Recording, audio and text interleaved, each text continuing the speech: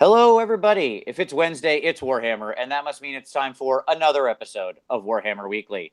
So, joining me back this week, he's not dead. He has survived the gifts of Nurgle. It's Tom. How you doing, Tom? Welcome back, buddy. We're all glad to see you're kind of better.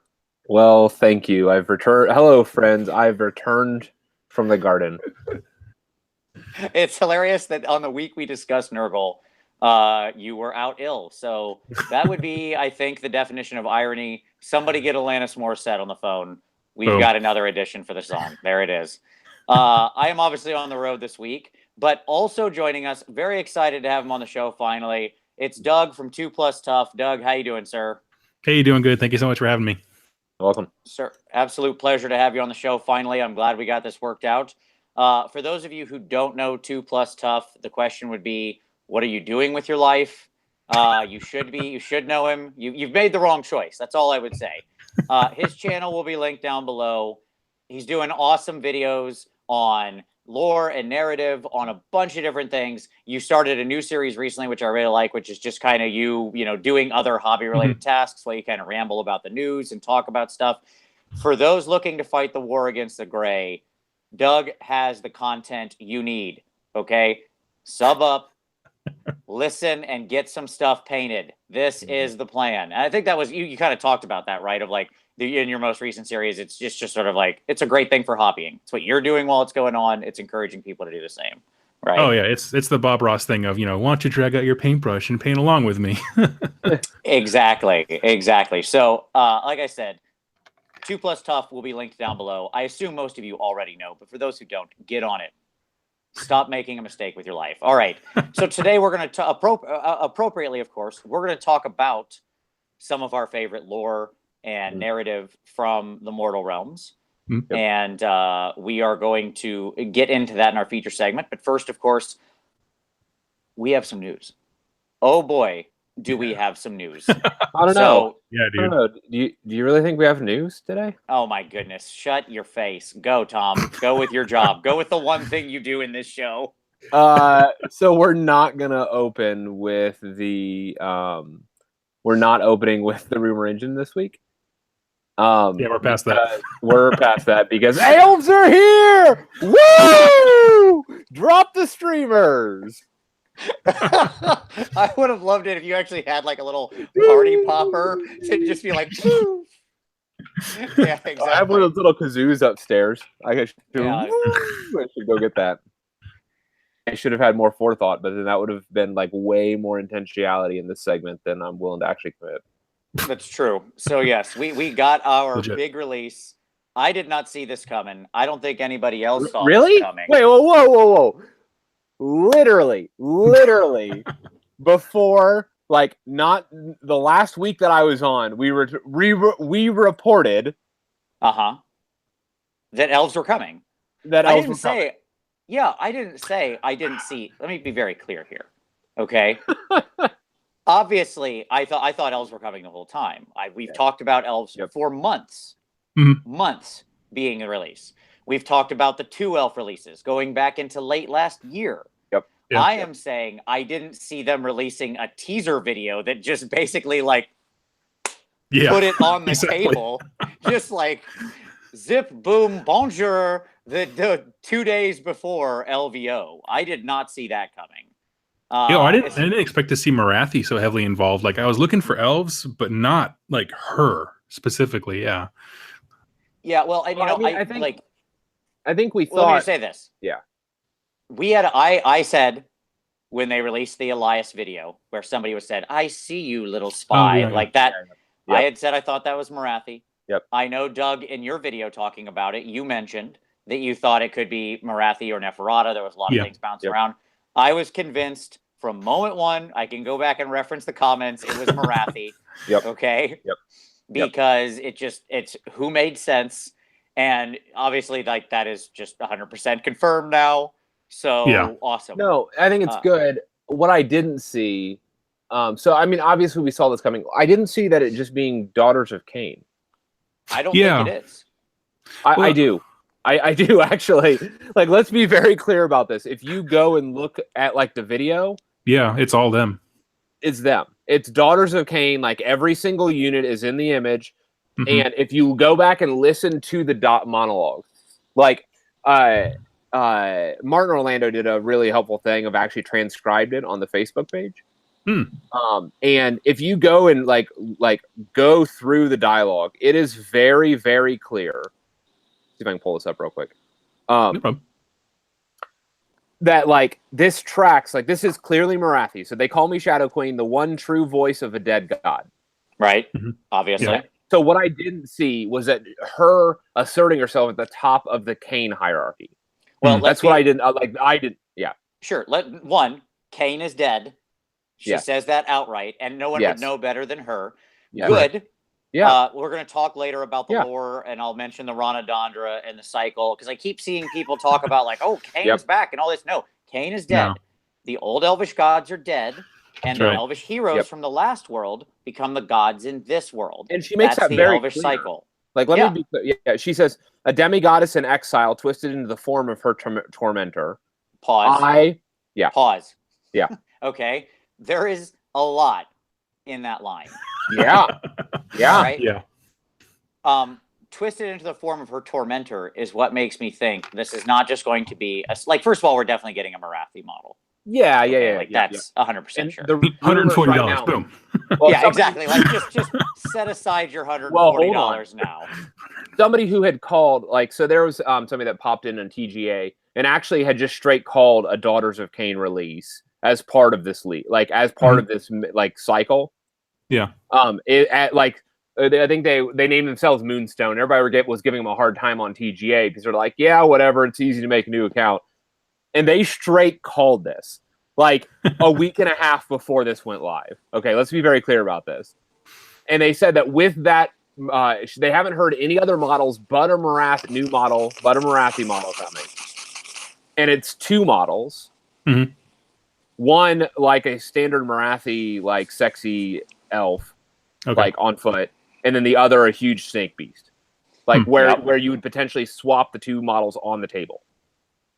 I don't disagree with that. And here's the thing. So I actually am going to agree with Paul here. Shout out to Paul, Age of Spidey King, our Spider Goblin chief in exile, who did a video with Eric. Mm-hmm. And he said that he thinks Marathi's new form will be based on T'Challa, the denied one. Okay. Oh yeah. So T'Challa was T'Challa was a Merilith inspired character, right? Yep. Like she was a ripoff of a Merilith from D&D. Another famous Planescape monster, which we'll touch on that later. But anyways, T'Challa was the denied one, right? And as he points out, Marathi's final line, you've got it transcribed there. What's her final line? Just skip to the end and say like the last word. I no longer will I be denied. Thank you. Yeah. Yep. So like I think that they're going to, and by the way, as now they can throw away any old piece of lore they want. Like they write these books. They don't have some massive 5-year set in stone vision, right? That's not how the writing for this works. Yep. Like I love how we put out these theories for like 10 years down the road. It's like, no, they just write they sprinkle little hooks throughout, right? Exactly. And then they sort of go back and pick up threads where they find it to be interesting. But anyway, T'Challa does show up in the end times. And as he points out, and she talks to Malekith and says, Marathi is Slanesh's now. Okay? And the twisted into the form of her tormentor, Slanesh often has a lot of, like, famously have some snake-like elements. Right. Yeah, Fulgrim is a perfect example of this. Yeah. So having this happen would make perfect sense to me of her having this sort of form. Now, she was also very tricksy and very magical. So I would believe she could have a normal elf form still, but that would be like an illusion or her magical form or whatever, right? That isn't how she actually looks. If she's the Shadow Queen, Shadow's also very famously associated with illusion. Yep. Right. Yeah. And I mean, I think she tips off some of this. I, who was once devoured, but slithered from the throat of the Dark Prince. Yeah, slithered being a great word there. Yeah, exactly. I would also point out you probably don't spend a fair amount of time, like an indeterminate amount of time, in the belly of a chaos god without being changed in some major way. Yeah, there's some side effects. That's going to be side effects may include turning into a horrible snake monster. Exactly. I found consult your doctor before starting Slaanesh. Okay, go ahead. Sorry. The other thing I would say though is that I want to point out that some of the most revealing lore that we've received though is in this next couple lines. Like this is some of the most like if this is all true, this is actually some of the clearest picture of what happened during the Age of Myth. It's not, but go ahead. Okay, that's fine. But it was the I who helped bring civilization to the mortal realms and stood first against the corruption of chaos. I who feed on offerings of blood and shadow. Which, let me be very clear, like I think all the sacrifices are being made to Cain for daughters of Cain, but I just think Morathi is consuming those sacrifices trying to ascend to godhood. I think that's what this whole thing's about. Is she's the voice of the god. You know, like she knows the whole kit and caboodle of Cain is dead. It's an illusion. Because she goes on to say, I who feed on the offerings of blood and shadow, drawing ever nearer to my rightful place in the pantheon. For too long have I been shunned. No longer will I be denied. Yeah. No. Yeah. That's fair. I mean, here's my ultimate thing. One, I don't believe her for a freaking second. As to her initial, like, I built civilization and I... No. I think she was part of it. I think she was part of the Alliance, which we know. Right. Like, we know from the fluff bit. Yeah. I'm saying she's an unreliable narrator. If there ever was one. Holy crap. Sure. Is she an unreliable narrator? You know, next to the Chaos Gods, she's probably our oldest living or like extant being. Like she was before Nagash. She was before most of everything except for the god and Sigmar. She's before Sigmar too. Yep.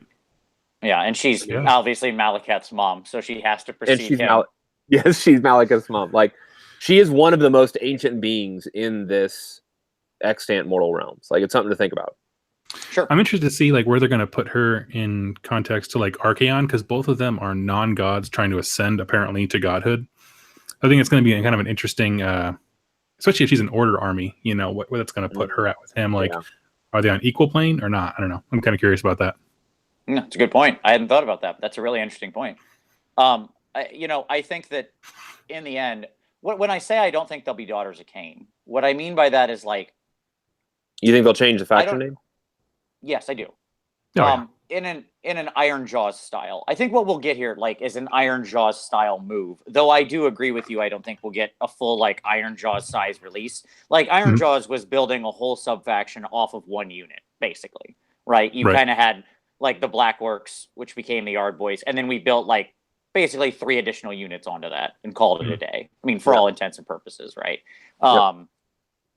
Like we had, which is just the boars and the brutes, and then, a mega boss of varying varieties.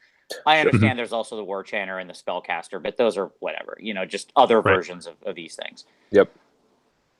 I'm not sure we're limited to just Morathi here. I really do feel like there'll be, I don't take the fact that there weren't any other new units in the video as any sign, other than the fact that this release is still probably months away, and they didn't feel the need to include other things. I also don't know where Slaanesh fits into this, because what I mean is the video, you mentioned it features all of the Daughters of Cain. It features all of the Daughters of Cain units, and I don't disagree. You see the Medusa, you see the Witch Elves very clearly, all that kind of stuff.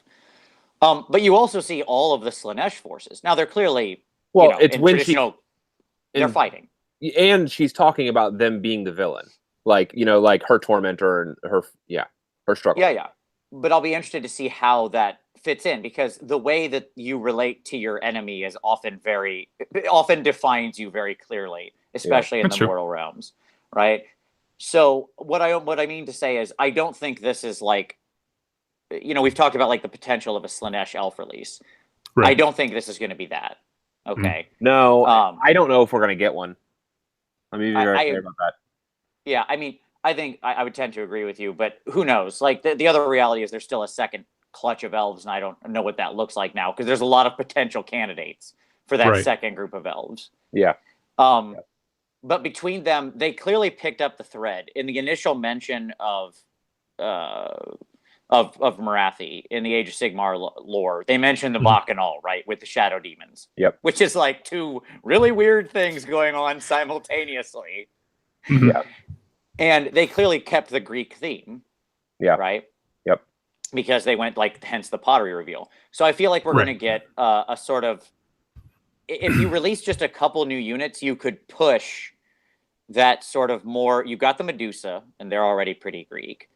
Another unit or two, and sculpting Marathi correctly could let you really reinforce that sort of Greek, Atlantean, whatever type aesthetic, right? And sell that in a new way with a basically new faction that's core was still all the existing stuff.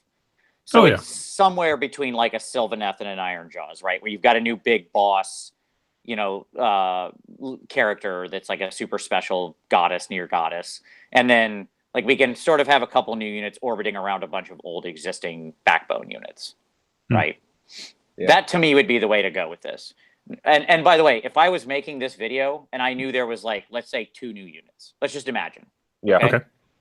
Which seems reasonable. Could be 1 kit, by the by. Yeah. True. Yeah. Like a dual kit. Right.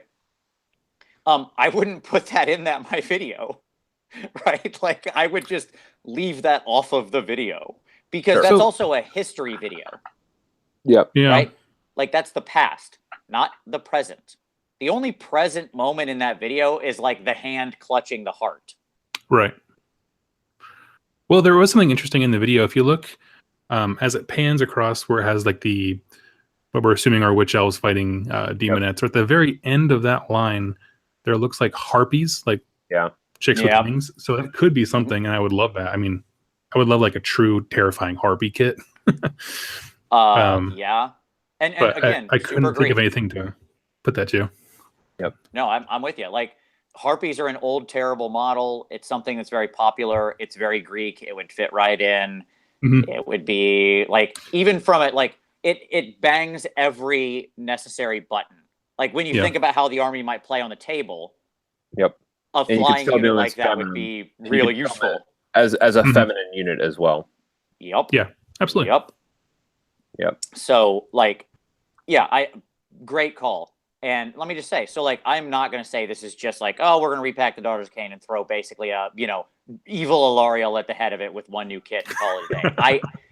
I really don't think that's the case. Look, I'll eat crow on it if I'm wrong, but I really don't think it's the case. No, I don't get that sense either.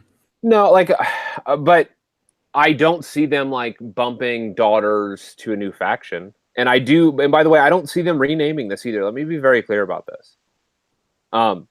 Like, I think we have the Daughters of Cain. I think that's what this is. And I think, like, so let me post this real quick. It's at least worth, like, mentioning or looking at. So here's the Elven Pantheon. And, like, very clearly, like, this is Cain's symbol. Like, let's be very, very straightforward about this.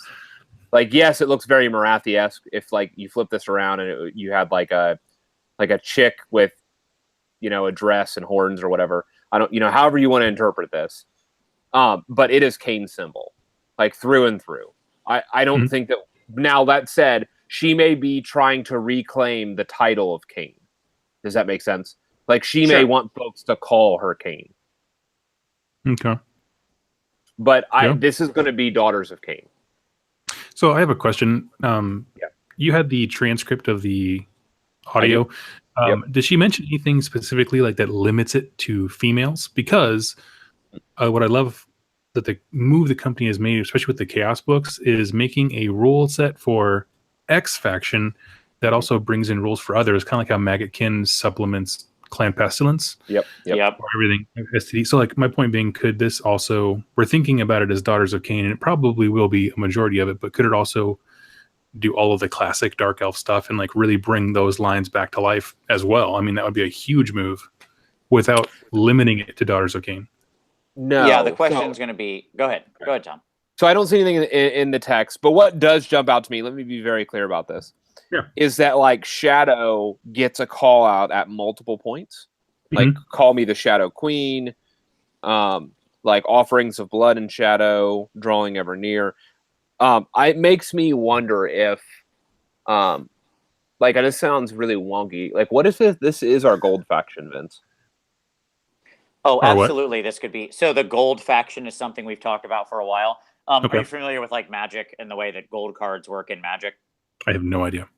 Okay, that's fine. So You don't have to in stop on this though for me.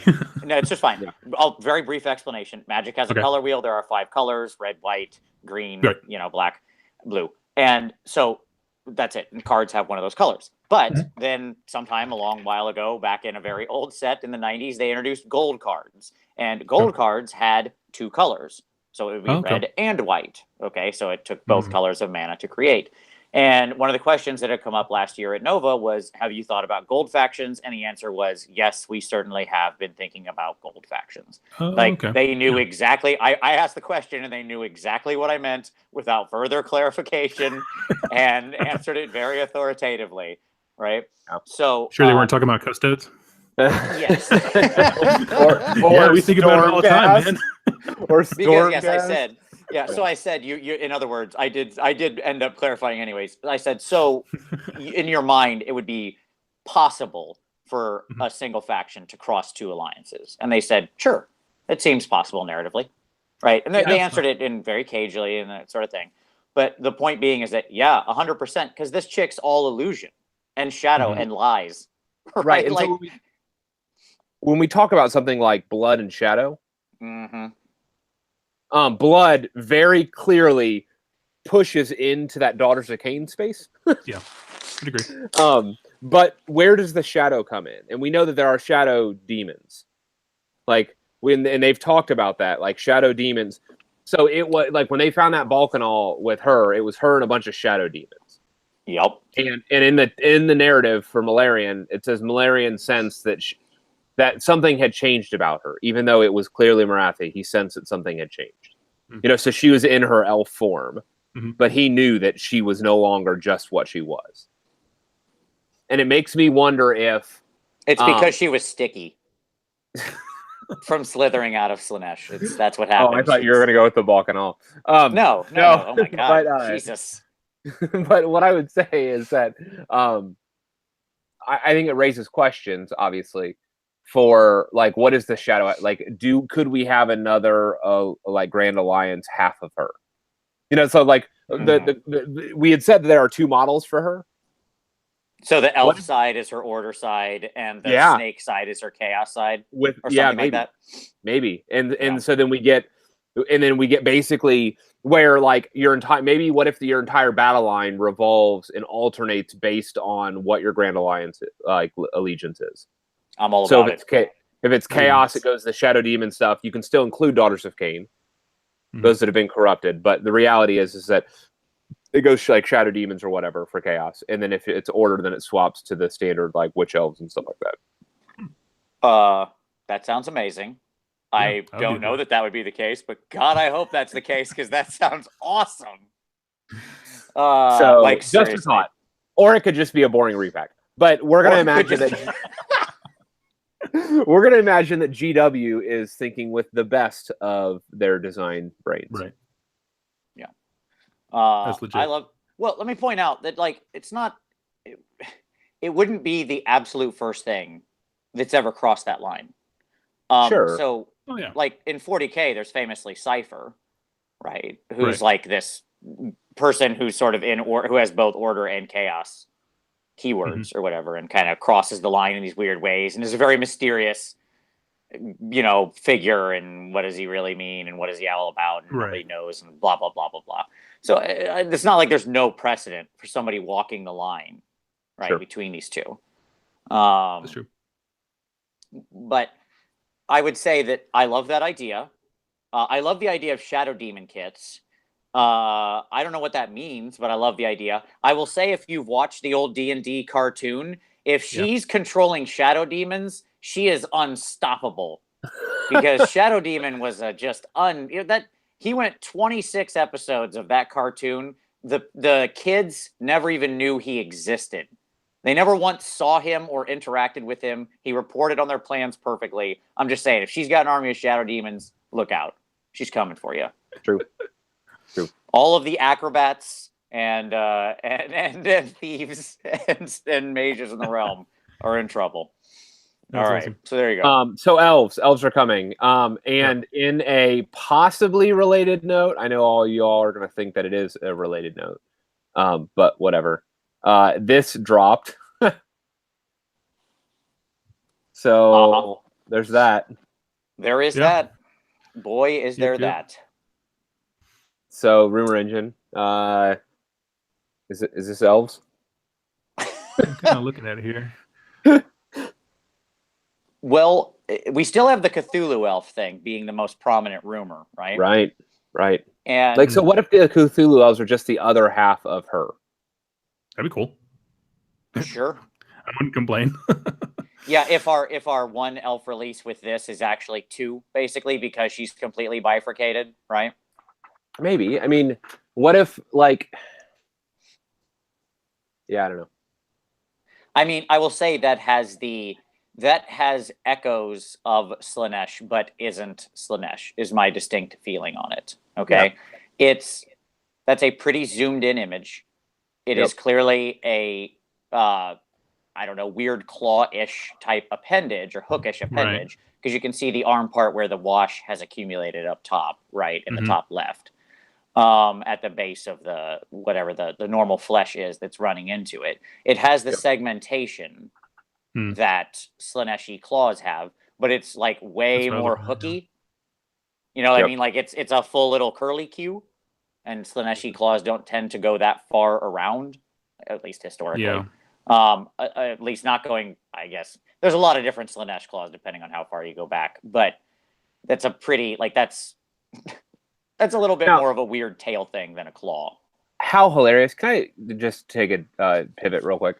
So remember when we were talking about what our call was for malign importance, Vince? When we were just tinfoil hatting, dreaming big. Yeah. How hilarious the Marathi comes back as the middle in a spoiler. As a spoiler after death. Yeah, so not only that Marathi comes back as middle for a spoiler, but that she's trying to ascend to godhood. Remember, like, that was the call. And that she ends up like taking a place of fear or something like that at the end. Sure, that she becomes a 5th chaos god.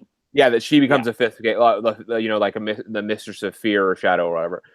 Man, like, her speech did nothing to dissuade me from our tinfoil hatting. Yeah, I mean, like, I feel like they released this. This is a plant, right? Like, this is them trying to trick us, because they dropped that image in this at the same time to be like, ha, you'll make assumptions. I don't know, Doug. What do you think this is? If you had to put a flag down, what would you guess this to be? I have to say it's something new. I mean, because I feel like Slaanesh stuff is more like crab, like chitinous.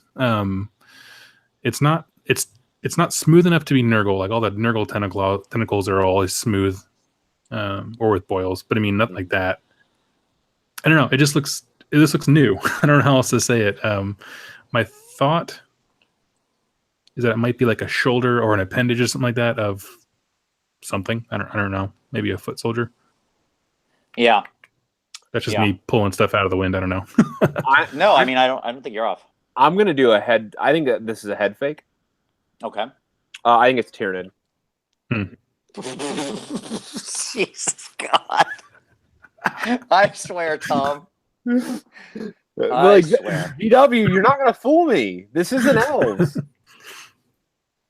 That's funny. This is Tyranid. I don't know where to go with you, man. Don't let him fool you, too. I'm definitely going for... I'll go for the obvious call. This is in line with the Slaaneshi elf stuff. Or not Slaaneshi elf, sorry. The Cthulhuid elf stuff that we've seen. The Cthulhuid elf rumors are still strong. I believe it. We've seen several other rumor engines that have all pointed to it. This is just one more image close to that. Just like we didn't know it, but we got like 4 shots of the same Custodes. Right, yeah. Right, over time. This is nothing more than that same thing again. Just us getting more of the same elf. It could be even the same elf, by the by. Right? Like, also, could have gotten 2 or 3 shots of the same elf. I just had a thought that if you took a top-down view of a new Medusa kit, that could be the tail. Yeah, that's true. I don't know. I'm just trying to think of anything that would use that kind of shape. Yeah, I mean, we have a Medusa, obviously, that's baked into the blood rack. Right. And like, I think that's the biggest problem with this whole faction. It'll be interesting to see how they cut how they split this baby, because like there's like 4, 5, 1, 2, 3, 4 units, 5 units baked into the Cauldron of Blood kit. Oh yeah, it's a mess from a collecting standpoint. Yeah. Yeah, like it's just The Blood Rack Medusa gets her own kit. Like, calling that right now, like that's going to happen. She's going to be in her own box, Ogroid Thermatorch style. Like, you think so? Yes. You think they'll do a new sculpt? No, I think they'll release the existing Blood Rack Medusa in her own box. No, but she's on sprue with the rest of the Cauldron. They can make they can repackage that in some way. They can solve that problem easier. Yeah, they can solve that problem a lot easier than they can do a whole new model.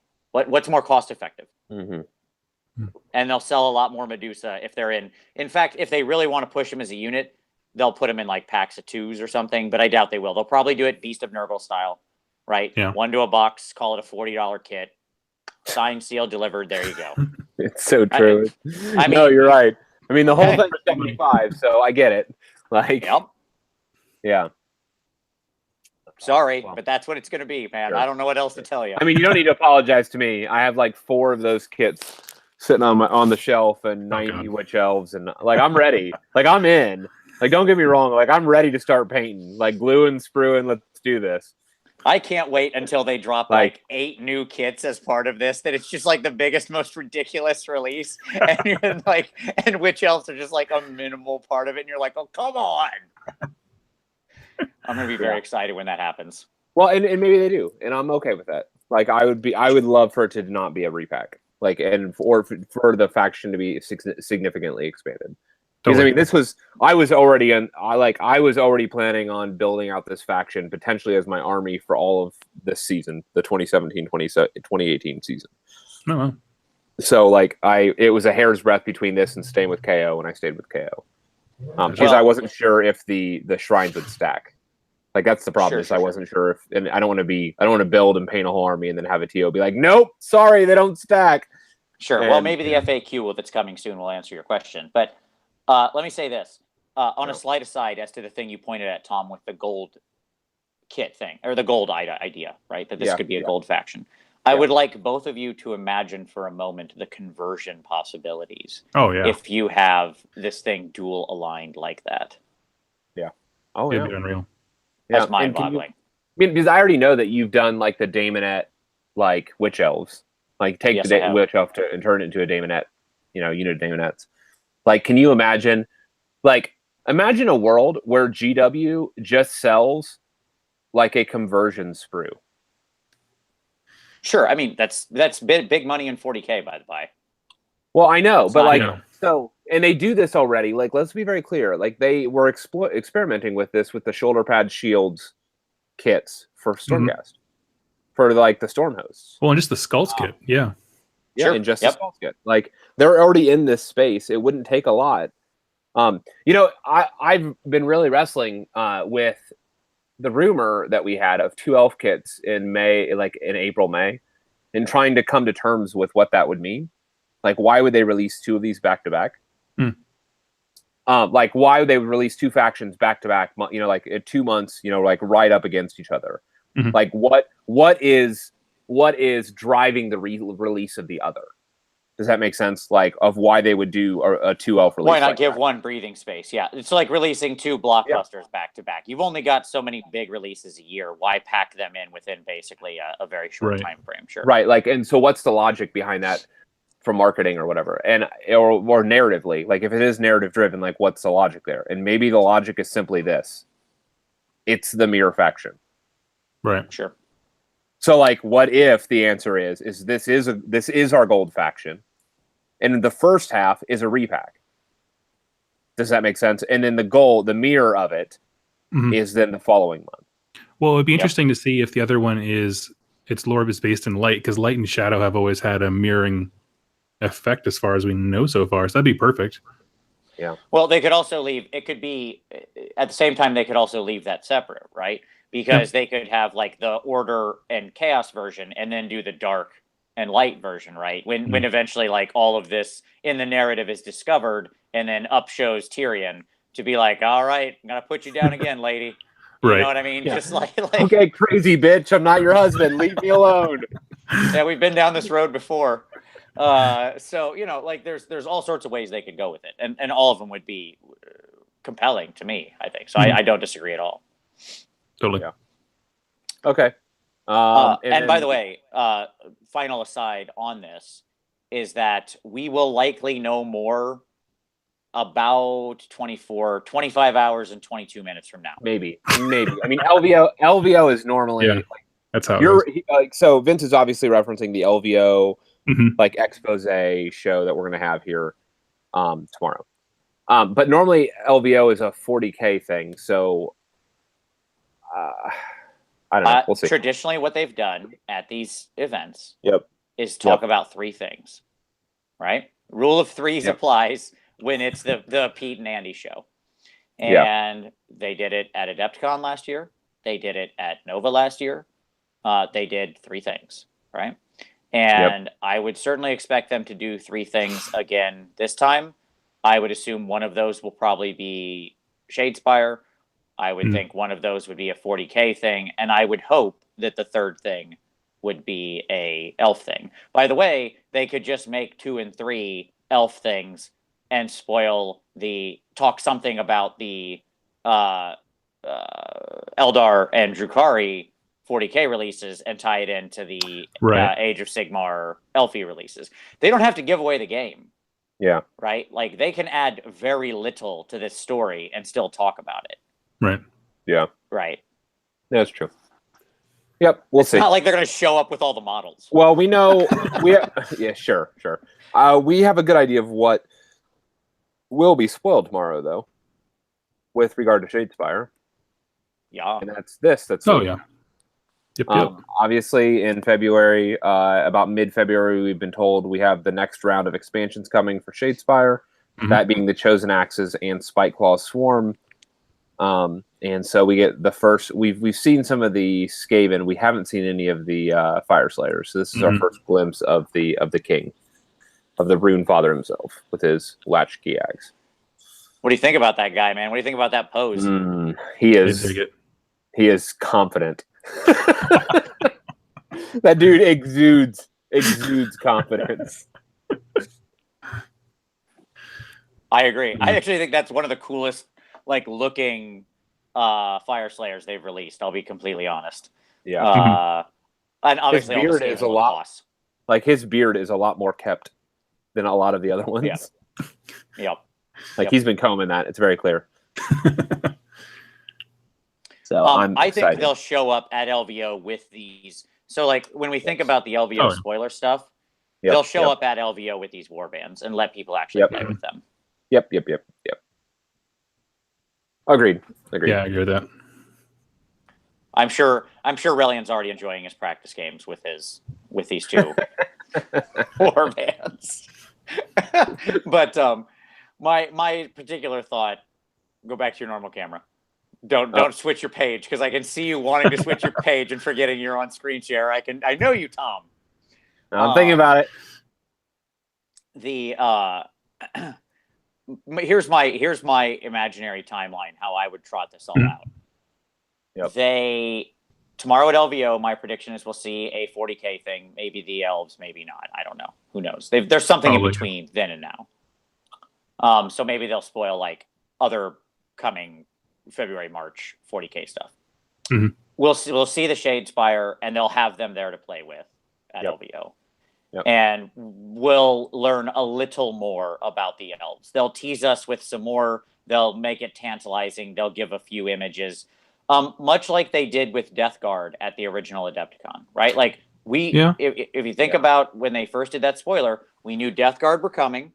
We saw maybe 3 models and images. They showed a picture of the scythe and was like, this could kill a Primarch. And everybody was like, oh, is it Mortarion? It might be Mortarion. Can we be getting Mortarion? What kind of... And then we did, right? Because everybody knows that dude wielded a scythe. Right, exactly. And yeah, so they'll tease a little thing and whet everybody's appetite without answering questions. And then come Adepticon in March, if the April-May timeframe is correct, they'll have some of the models there the same way they had KO or whatever there last year. And they'll let people and then that's when they'll do the full buku marketing push reveal at Adepticon and say, here, look at the models. Here's the whole range that's coming, and we'll all get to spend a fun 2 months salivating, ruminating, imagining, tinfoil hatting, predicting. And it's going to be great. I look forward to all of it. So that's my proposed timeline. If I was, again, GW's marketing, that's how I'd roll it out. I hate how much sense that makes because I have to wait a long time. It sucks. Well, there you go.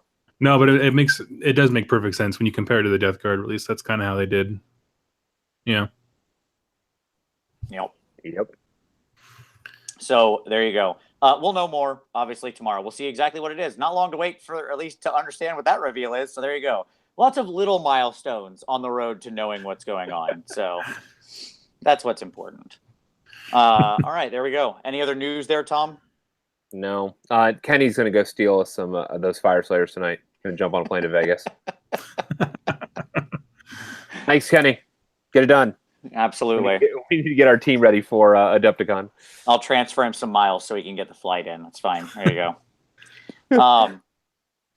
All right. So I do look forward to LVO and seeing what they spoil and to everything else at LVO. I look forward to the big tournament. Looks like it's going to be a lot of fun. I know there's a lot of people going up there to participate. It's a big old event. So there's a lot. Cool. Let's be very clear. This is a very busy weekend. Yeah. There's Wapaka. There's LVO, and it's CanCon this weekend as well. When is Sheffield Slaughter? Is that this weekend too, or is that next weekend? Sheffield Slaughter is this weekend as well. Yep. So Ben is getting ready for. I saw him building his board for his Neural. Yes. His plague triumph. His 3 duo. Yep. Yes. Like, you can be sure, by the way, let me be very clear about this, folks.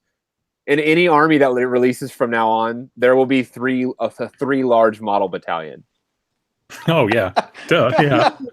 like that's going to be in every single book from here on out. Like, this will be known as the era of, like, the Ben Johnson era, where every book that releases has, like, a multiple big thing battalion. Just so he can build an outrageous number of those monster kits in like a day, paint them in another day at most, and then good to go. Speaking of CanCon, by the way, I want to give a shout out to Doom and Darkness. I should have done this before. Doom hooked me up this last fall with one of his sweet shirts. There it is. I'm representing the CanCon folks down there this weekend. So Doom, that's awesome. Good luck to you and all the rest of the Aussie crew as y'all compete. Obviously, LVO is happening, so we have a lot of big competition happening at LVO. The season for the Best Coast pairing stuff, I think, wraps up with LVO as well. So lots and lots of stuff happening. There's going to be so much tournament stuff to decode next week, and all these results. Oh my gosh, yeah. Yep. And then the week after that, by the way, is when the FAQ will drop. Like, all these events will happen. And then they'll be like, boom! And then reset the meta. After all of that data. Yeah. That's awesome. Good. Keep it fresh. By the way, Doom, bring home the gold, buddy. I've watched every list review you've done, and you should win. That's all I'm saying. So I believe in you. I believe in you, Doom. Bring it home for us. Do the YouTubers proud. You got all the filth. Yeah, dude. Yeah. He does. Yeah, just do it. Like, stop complaining. Stop not wanting to be like Tom. Just do it. Just win. Stop complaining. Start winning. Yeah. There you go. That's what we expect. Yeah, I'm rooting for you. I got your shirt. Let's do this. Mm-hmm. All right. So I think that, a lot of tournaments. It's going to be interesting to go through that. I think that brings us to the end of our news, right? It does, indeed. Mm-hmm. All right. Let's turn to some pick of the week. So, Doug, what would you like to share with everybody? Video, blog, whatever. Yeah. So mine is going to be a YouTube channel called Telltale Noob Does Gaming. Very, very small one. It has like 200 subscribers right now. And he, it's really great. He does a Tactica series. He picks an army. And then, like, when I say Tactica, like, it's like 15 videos in super detail. His first one was Fire Slayers. Now he started Maggotkin. and it's everything from list building, starting, using them as allies, allying people with them. It's just crazy level of detail. I don't have the mind for that kind of tactical stuff. I'm the book junkie. That's what I do. But it's seeing someone who does kind of similar work in terms of narration and very clear explanation do that for the more crunchy rules side of things has been super refreshing, and I really enjoyed the Maggotkin coverage he's done. Awesome. Oh, that's He's a cool fantastic. guy. I will link that channel down below. Very nice. Let's Totally. if he's doing good work, let's get the man some subs. All right. Yep, Rock and roll. Very good. Tommy, what do you got, buddy? Well, I'm gonna rep Doom obviously again. Doom has wrapped up his CanCon video series, reviewing all the lists as Vince had kind of alluded to, and I want to point people to that. It's a fun walkthrough of the different factions and stuff like that. So if y'all haven't checked them out, we'll have them linked below. Never will you see Doom be more humble than when he's reviewing other people's lists he doesn't know. It is 5 hours of the most humble Doom and Darkness you will ever watch. That's what I will say, because he's like, yeah, I like this. This is a good list. It's interesting what he's got going on here and this and that. And in my head, I'm like, are you kidding me? You're going to take that list apart. Like, get out of here, man. You have tuned this filth to a knife's edge. You're going to be on that thing with, like, your deceiver assassinating that guy at the top of one. What are you talking about? But anyway, that's, hey, whatever. No, it's good stuff, and he really does. He gives a nice, generous review, talks about a lot of this. I will say most of his favorite picks are my favorite picks out of there. So because he highlights the wacky lists, and I love it. I love seeing people go with like the dude who in the cast who brought the full Warherd army. Yep. Hell yeah. It's a bold move, Cotton. It's a bold move, Cotton. Absolutely. Like, you knew what you were doing when you signed up and you brought a Warherd army. Like, yes. That is a person who I can respect right there. Boom. So yeah, agreed. For mine, I've got two little picks I want to share with everybody. I'll cheat because this is my show. So the first pick is I want to give a shout out to Paul Conti, who did a response to my topic of the week of why you paint, and it was a really revealing video. Like, he sort of bears his soul, to be completely honest. But I think it's important. Tom and I have talked in depth and repeatedly about how this hobby can be cathartic. It can be therapy. It can be important and more than just, it is a game of little plastic soldiers and just hanging out with your friends and having a good time. And that has value in and of itself. But it can also be deeper than that. Yeah. And it is a way to bring us all together. And it is a way to sometimes deal with some of the tougher things that go on in our lives and to create a social fabric. And I think, and Paul touches on all that through the lens of his own life, and I really liked it. I thought it was a great response and a great video. Yeah. So I'll link that down below. I would also like to give a shout out to our old buddy, Long Island Wargaming, Nick, who is back and made a couple of videos, and he has a video where he's trying to learn how to play AOS. What? And yeah, he brings out his some ogres. Nick. Yeah. Exactly.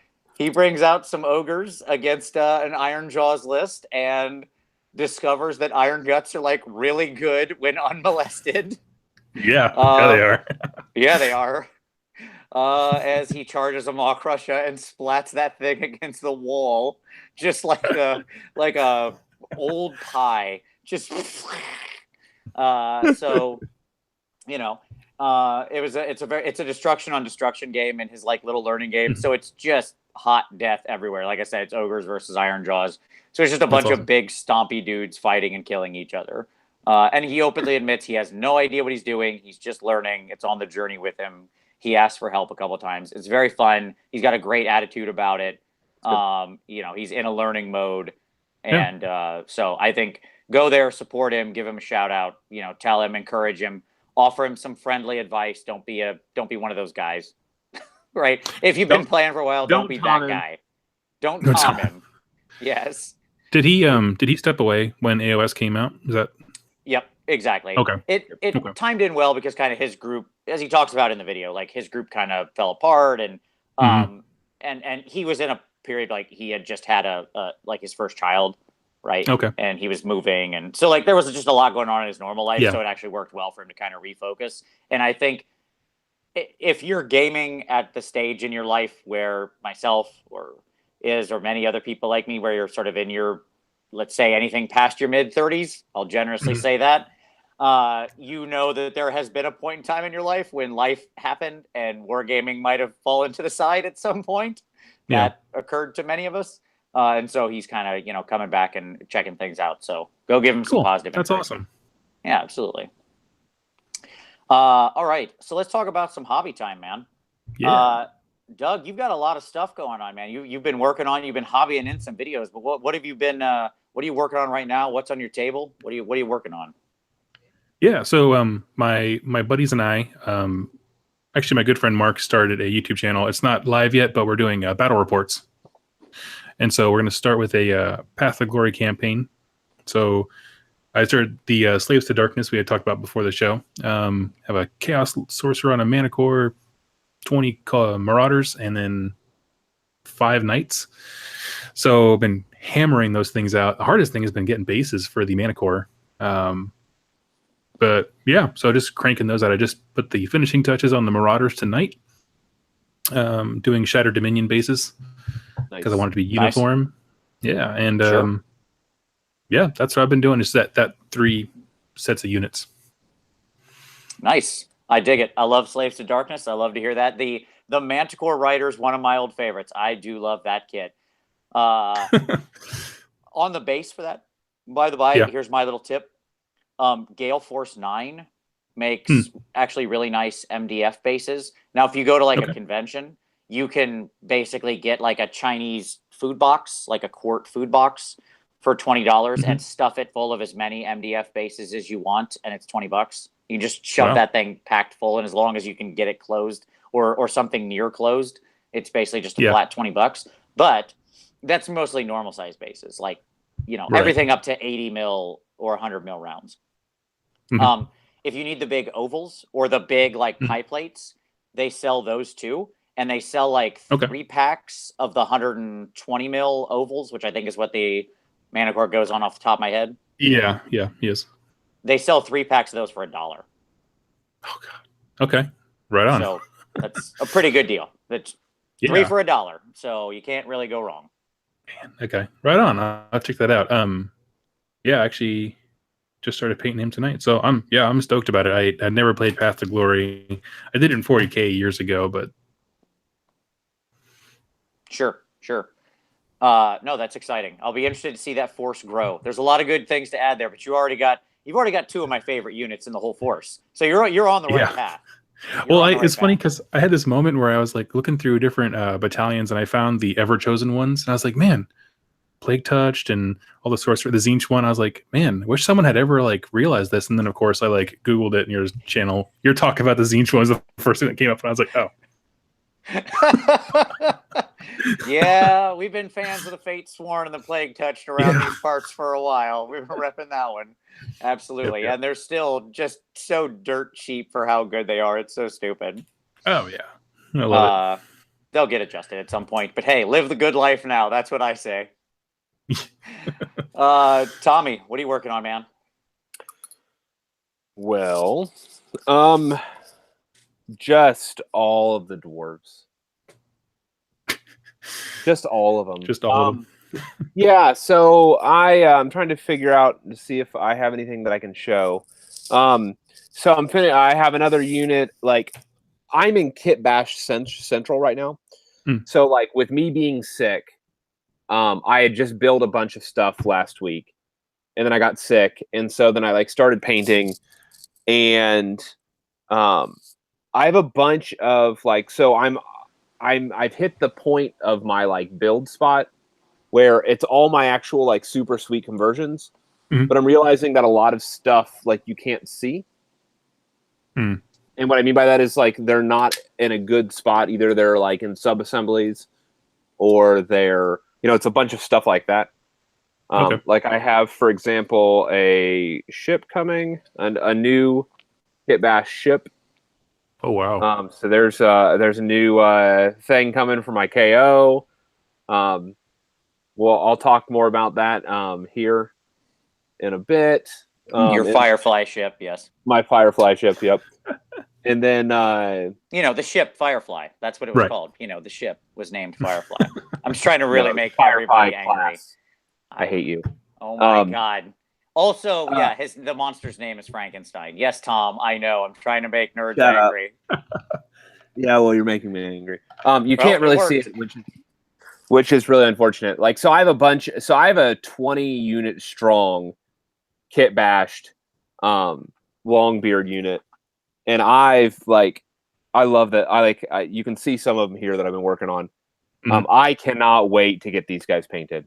They're assembled from like bits of like 5 different kits, and they're like my favorite bits across like the like Ironbreaker, Iron Drake, Longbeard, Hammer, and Fire Slayer, like Volkite kits. So like I took like stuff from everything and brought them all together, and they're coming out real nice. So it's probably like I'm really looking forward to these guys. And so I'll have pictures of them up soon, and then I have I have some new heroes that I've kit bashed as well to complement these groups. So here's one, which is an Arcanaut. This is actually going to end up being a battle mage. And if you want to know what kind of battle mage it is, just look at the symbol on the staff, and if you can figure that out, you can know what kind of battle mage I'm going to be running. So, because that is one of the winds of magic on the top. So, and I looked for that bit, and I came upon it, and I was very excited when I finally found the right bit for that kit. And then I also have a Rune Lord. Let's see if you can get a picture for. I have a kit bashed Rune Lord for myself as well, with his rune staff and rune hammer, and so something that is properly obviously converted for my force. So I'm in conversion heaven right now. Like my force was already fully converted. Like every model has conversions on it. But now, like, I'm in the space where like everything is just free creation. So like none of it is like, up until this point, almost everything has been like units have been tweaked, but now I'm in like free creation space, and I'm really enjoying it. So I have a bunch of models that are like almost fully base coded now, and now I'm transitioning. Yeah. Anyways, so I'm being very productive. I have basically 1 month, 4 weeks until Holy Wars, and I'm terrified that I'm not going to get my stuff done. So because you go for that, so for that event, it's a 3,000 point. You bring 3,000 points, and across the 5 games, you will have to field all of your 3,000 points. So it's like 4 ships, right? Well, and so what I'm doing is I have basically 2 core lists that I've built that have overlap between the 2 of them. And those 2 core lists also have about anywhere between 2 and about 400 points of flex in each of them that I can swap in from the rest of the list based on the scenario and the needs and stuff like that. And so one will be a full KO force, and the other will be a mixed. It's a mix. It's an order force. Is the other one, but it'll be basically all Duerden, or basically almost all Duerden of all 3 of the main factions. So, where is Holy Wars at? Outside Chicago. Oh, okay. Yep. I love that format. I like the idea of a sideboard that it's a requirement as well. That's cool. It's it is a cool thing. I'm going to that as well, which will segue into my hobby time. Go for it. So I'm finishing up my project, my very long project. Or at least if I wasn't on the road all this week, I might already be done. But I'm down to like the last probably 20 or 30 hours, which is like that's home stretch for this model. Thinking about only having like 30 hours left, I'm like, ooh, I'm on the edge. I'm almost there. And so that'll be that competition piece done. And then once that's finished, I have to prep up the rest of my units for Holy Wars. And I ain't gonna have 3,000 points. Sorry, Steve. So that's not gonna happen. I'll have like a 2,000 point army, and if you want to ding me, that's cool, man. But I want to show up and just play some games. I'm not there to win. That's not what I came for. So that's how this is gonna go. You said 2,000 point games, cool. I can put 2,000 points on the table. I can paint up enough units to get there. I mean, each unit takes a minimum of a week, right? And I need to do like 3 units or something. Right. So and you have competition. yeah, look, I don't mean this in any insulting way to Steve's thing. I take Steve's tournaments very seriously. It's what motivated me to make the Iron Jaws army to begin with, period. If it wasn't for Holy Havoc, I wouldn't own that army. And it became one of my favorite armies I've ever done. Okay? Yep. So I'm eternally grateful to Steve and his tournaments for that and for inspiring me and pushing me to do that. That being said, the month after Holy Wars is Adepticon. And I've got my sights on a Crystal Brush this year more than I've got my sights on fulfilling a 3,000 point requirement for a tournament. So that's just how that goes. That makes sense. And there's only so many hours in the day. I want to go to the tournament and play and have fun. And so there you go. That's what I will do. It'll be fun. Yeah. And anything that Vince can do to ding his score so that I actually have a shot at winning any of the hobby awards, I'm okay with. So Vince, opt out or whatever you want. Appreciated, Tom. Appreciated. Let's not forget that I have to make my own dumb display board between now and then too. Stupid crap.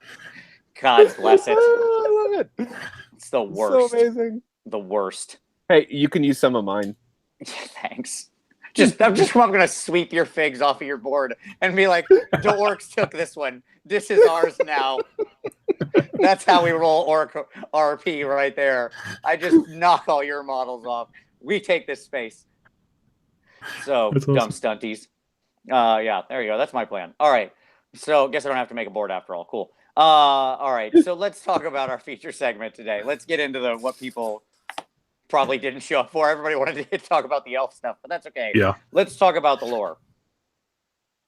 So let's talk about some lore, some narrative. And I want to kind of move through some stuff here to structure this. And I want to kind of do this pseudo-chronologically in that I want to start with each of our favorite story or lore or narrative of the old world, right? The world that was pre-end times or during the end times, right? Like the point being is that, I mean, before the end of the end times, right? Before the explosion, anything before the giant earth-shattering kaboom.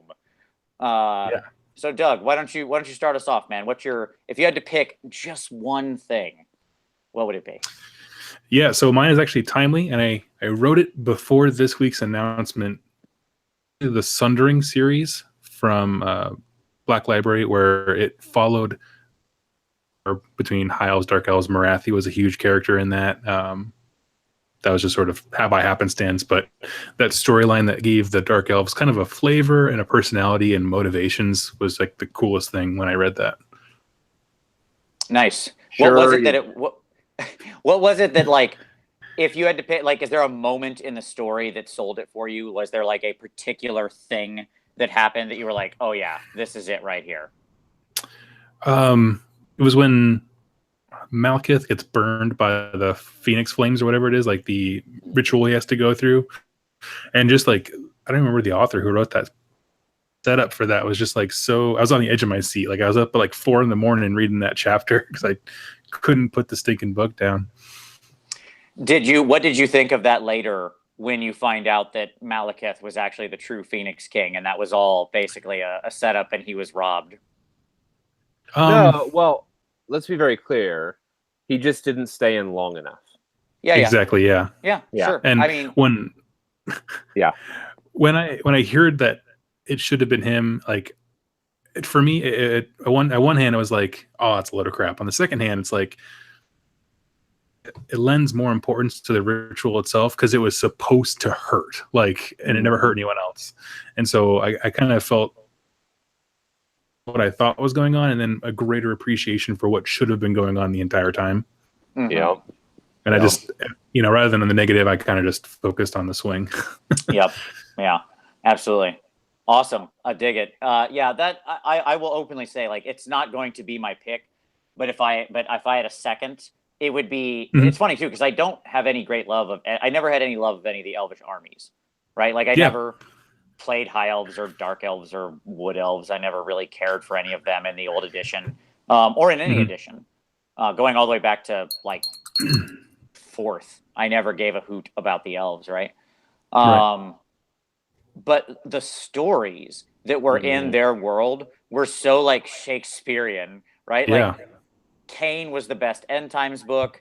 Everything the series you mentioned was fantastic. Like everything to do with that sort of palace intrigue and Yeah. those characters was so interesting and gripping, and this like a mix of heroism and villainy and spying and murder and poisoning Mhm. and backstabbing and lying and just like everything you love in those dramas just wrapped up into one, right? It wasn't. Yep. It was so much. It felt like it had a great depth to all of it. Oh yeah. Oh, and then they're all like immortal, so it made sense to have the same characters over and over again. Which the same thing for Empire books. You're like, man, these people just never die. Yes. Yeah. Exactly. So I totally back your choice there. I get that. I'm sure you're not alone in that regard. Tommy, what about you, man? Well, I mean, thanks for stealing my thunder or my steam. So this is like Gotcha. a favorite. This is a favorite piece of lore, right? Yeah, sure. Anything. Like I'm gonna piss some people off here, so y'all better buckle in.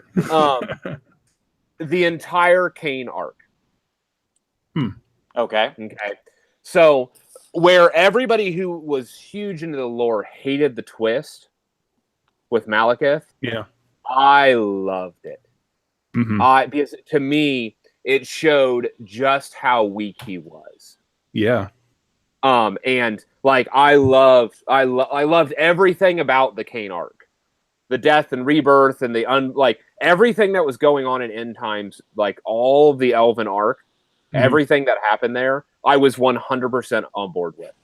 And I know a lot of people struggled with End Times. Yeah. Okay, that's fine. You can struggle with it, but just like Kane was a flippin' masterpiece.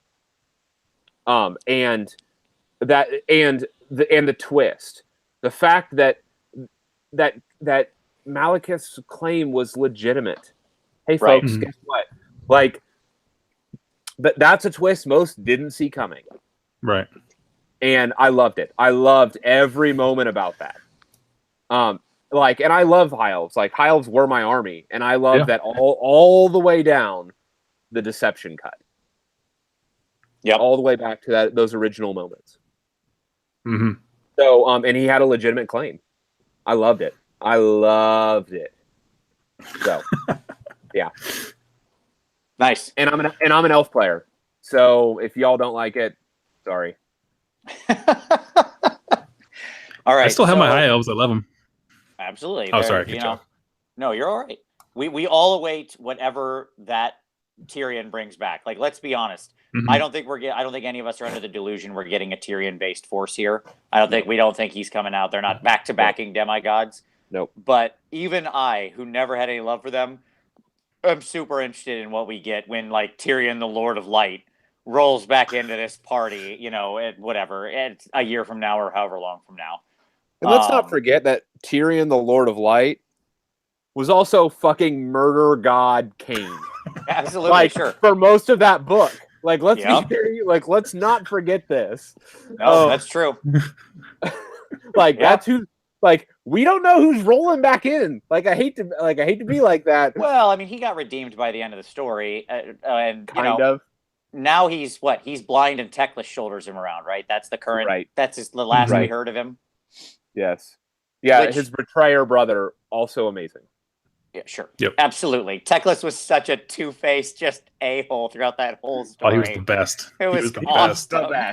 The best. He was Dr. Manhattan with the perspective to like see what needs to be done, and then the scrupulous morals. Yep. Yes. Yeah, Mr. Plots and Schemes, right? That was Techless in that. Yeah. So my pick is actually going to be an old anthology book called Laughter of the Dark Gods, which I've talked about a few times. I had read a couple stories, and honestly, like, most of the Warhammer stories never grabbed me. Like, that is to say, I love Thanquil as a character, but I never found his books that compelling, right? Like, I know that sounds strange to say, like, how can you love a character and not love the books he's in? Well, I mean, I like Sherlock Holmes. That doesn't mean I want to sit down and read every Sherlock Holmes novel, right? Sometimes a character can be bigger than the works that contain them, and I think Thanquil was one of those guys in the old world. But actual story, there's a great book called, so it's called Laughter of the Dark Gods. And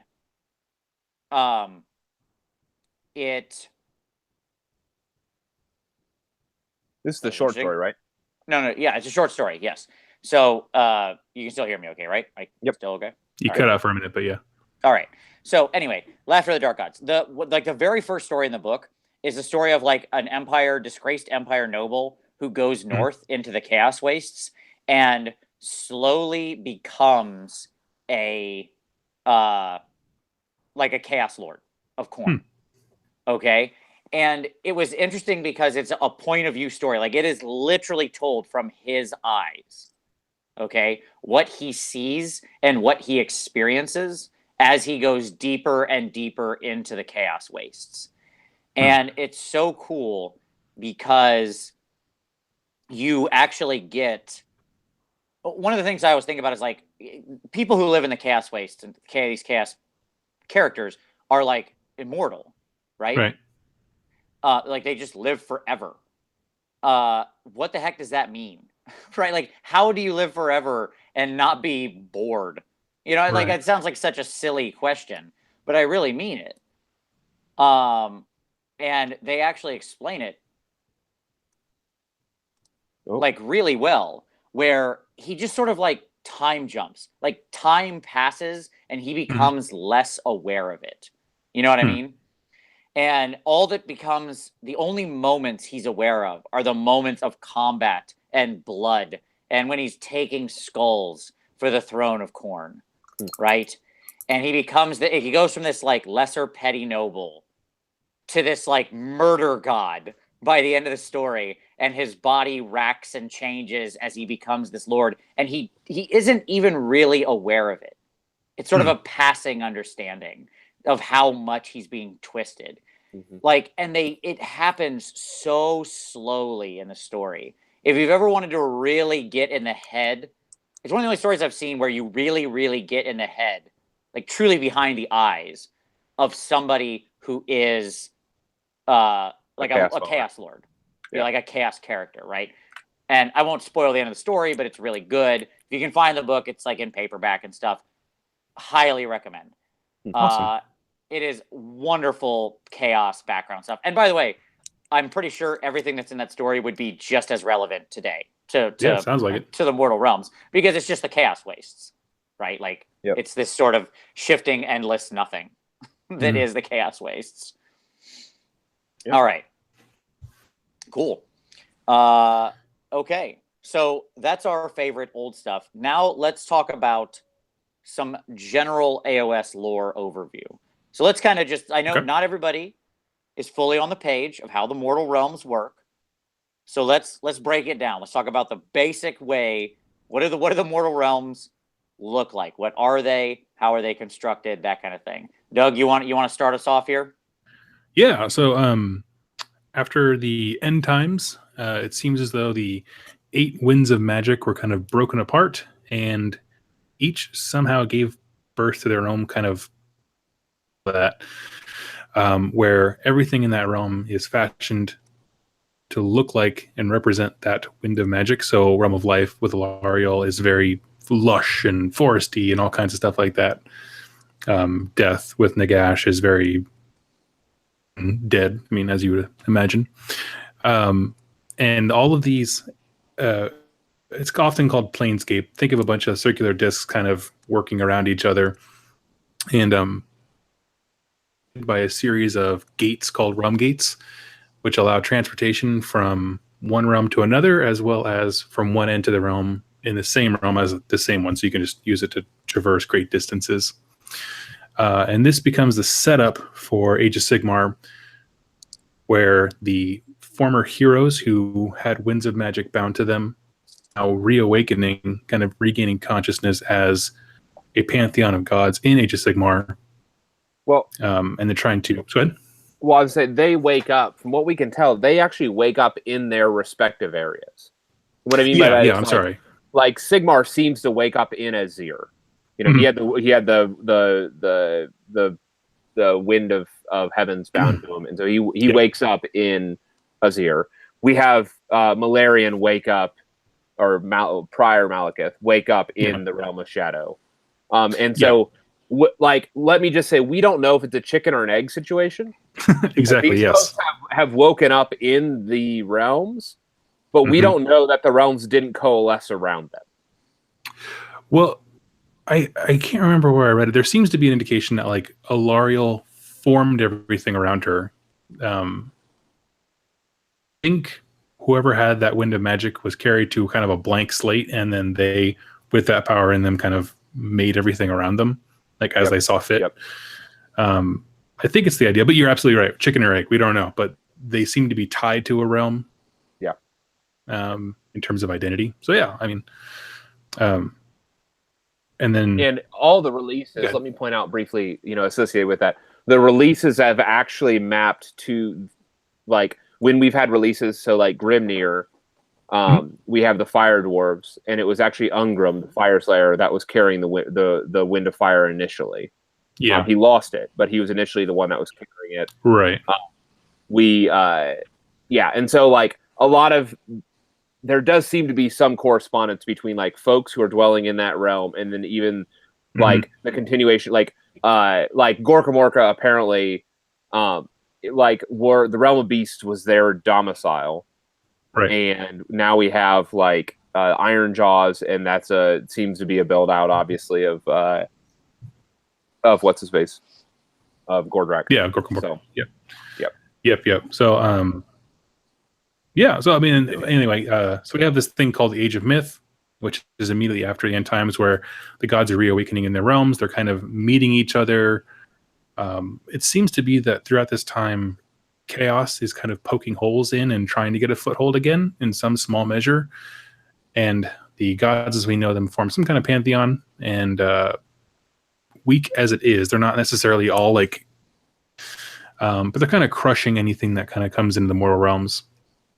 And there's some kind of conflicting lore about this, but it seems as though Nagash on some level let chaos in mass, thinking that chaos would kill the other people in the pantheon, and then he could squash chaos and then be supreme ruler of everything. It's got a strong foothold in the mortal realms, and that brings us to Age of Chaos, just in rampant infection of chaos forces across all the mortal realms that we had know about. And then Sigmar, seeing that the battle just couldn't be won, took as many people as he could into his realm of Azir and closed every single realm gate in and out of it. Work on his Stormcast Eternal project. So, all that to say, what Age of Sigmar is then he taking his forces, going back into the mortal realms to reconquest and take chaos. Yep. And we know what I think that we've got a couple official dates, and we know that, like, we don't know how long the Age of Myth was or how long the Age of Chaos was. They've never given that, but we know that since basically Vandus sort of lightninged down and started the Age of Sigmar, right? That, like, I know at least they say at least a century or more has passed, because they do reference that in one of the city books, that they say like it had been 100 years since this battle, and it's one of those initial battles, right? Yep. I know. And no, please go ahead. I was going to say, in City of Secrets, they've established full massive cities, and I think that's where they reference at least. I think it's been at least 4 generations or something like that. Yeah. Yep. So obviously, in that interim period on these planes, and like this is one of those things that people I think have challenges with who didn't play Planescape, because the planes are infinite, but they're not. Right. They are both infinite and not. Okay. Neat. the best thing I can do, if you have any interest in this whatsoever, Games Workshop on Warhammer TV has a video called A Traveler's Guide to the Mortal Realms, where they actually show you with pictures what these realms look like and give you kind of a map.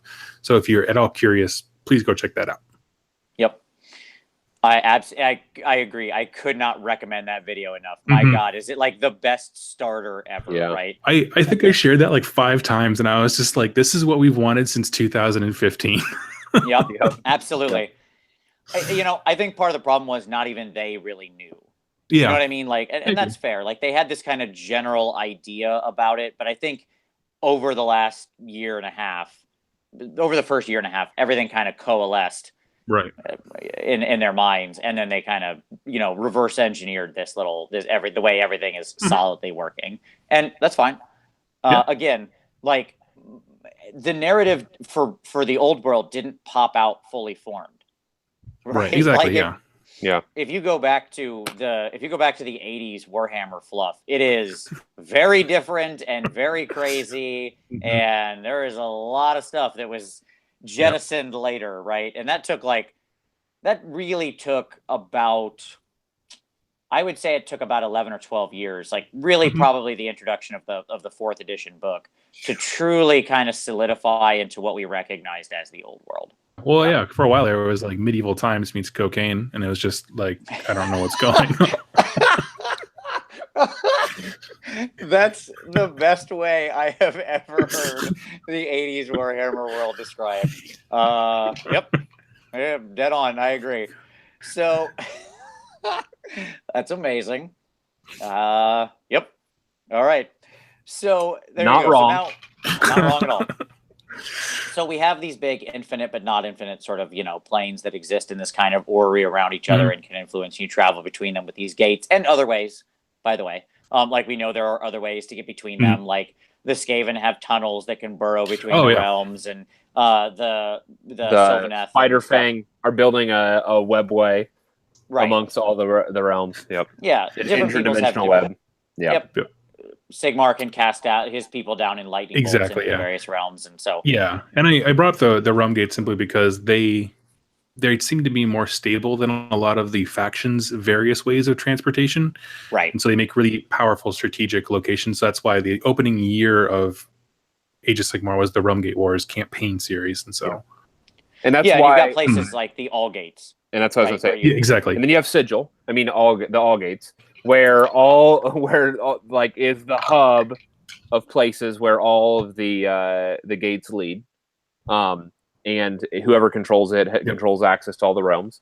And right now, the Ever Chosen has bunkered down there.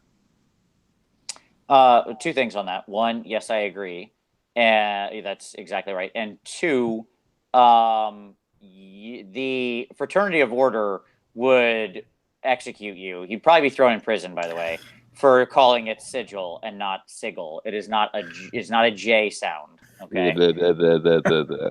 I say anyway, sigil. Suck it, Vince.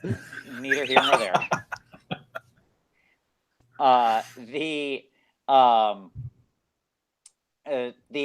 So that's kind of how these realms are all working. And we have these big cities. You talk about the realm gates, like you think about a city like Hammerhall, right, which has a permanent realm gate in the middle of it between 2 different realms. And they talk about like the way the city exists, like it pumps in fire from Akshi, whatever, the realm of fire, and so these realm names are difficult for me to say, but yeah, like that kind of thing. So they like, where there were stable realm gates, often there was civilization built around them, like we would think of building around rivers or stuff like that, other natural resources, right? Indeed.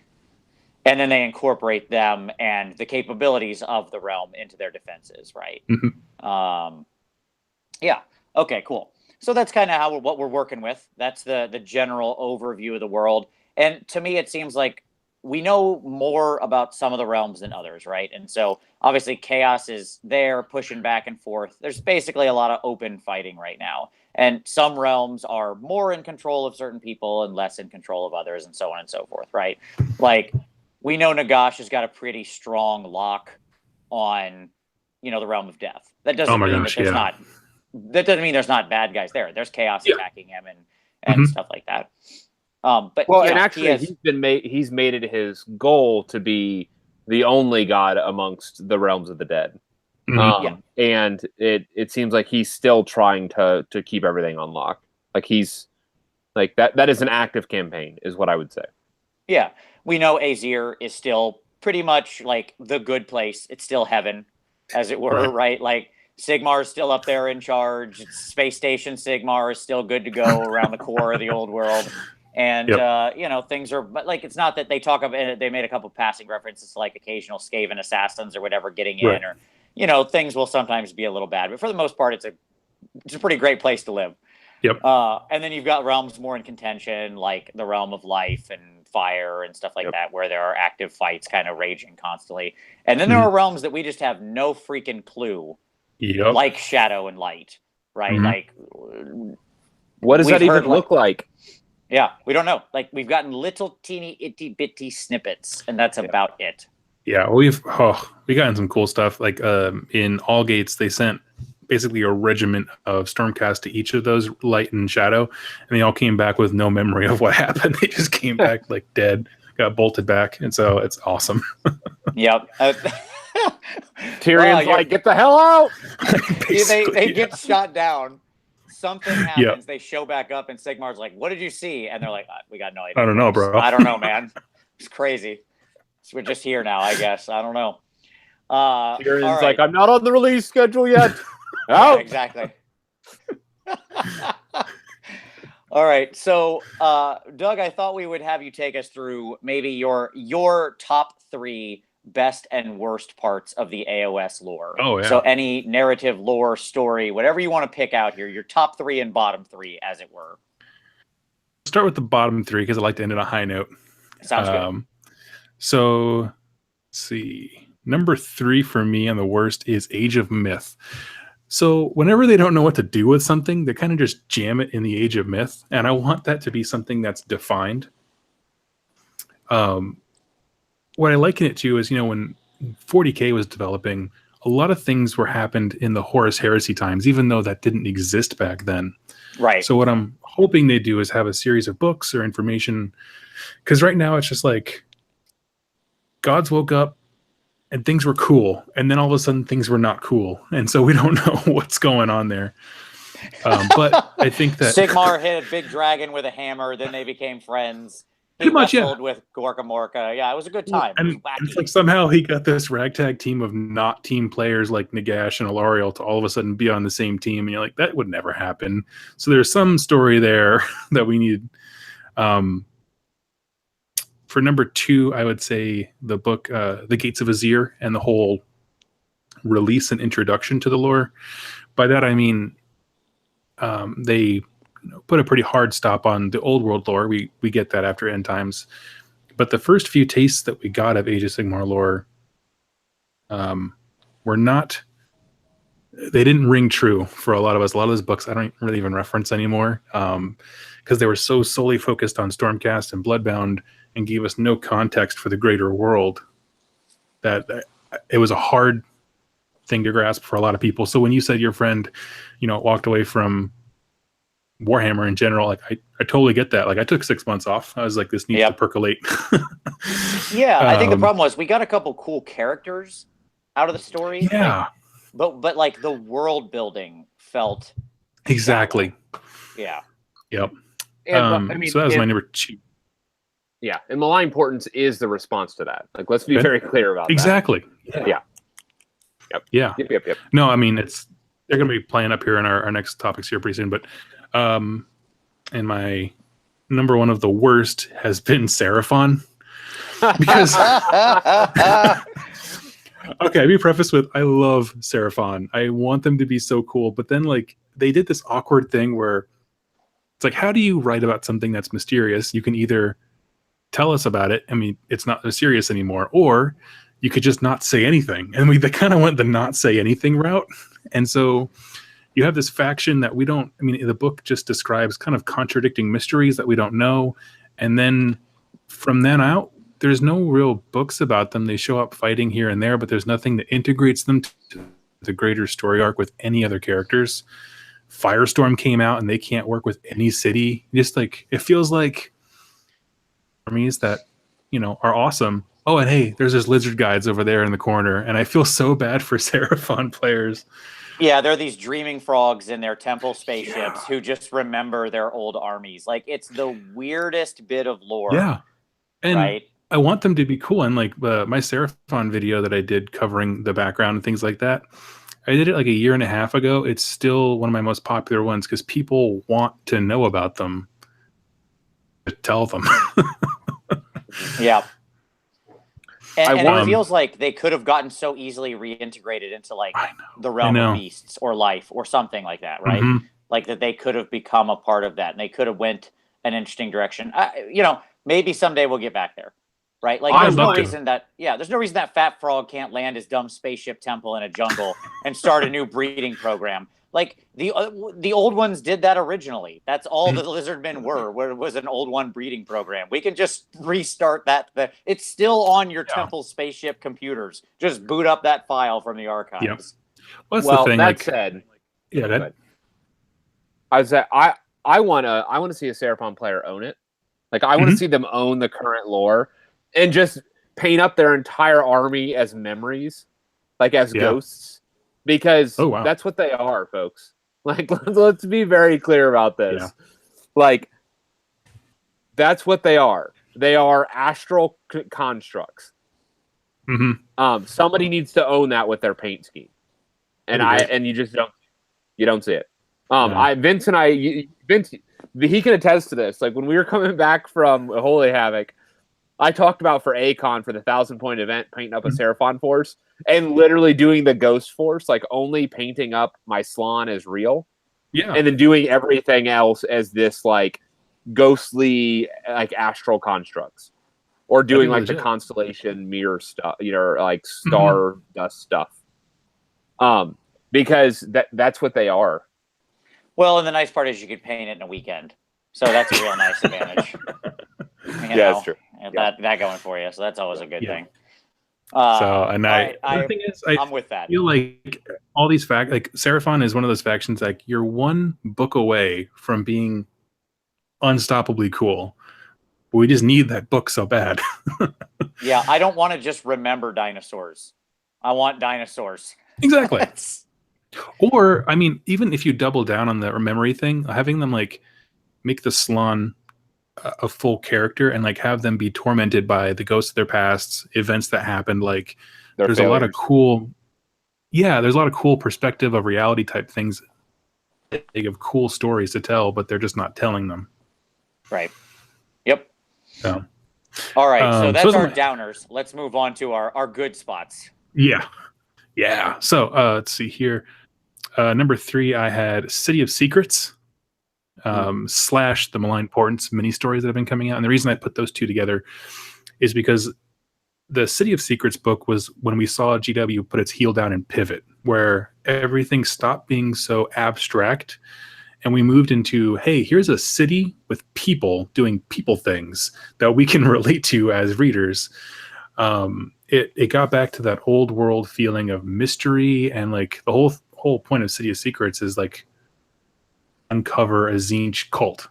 Like, what's more old world than Empire dudes trying to find something that's going on in the city? And there wasn't there like remnants of the old world, like a temple that had like flashes of like prophetic insight, like baked into the stones or whatever.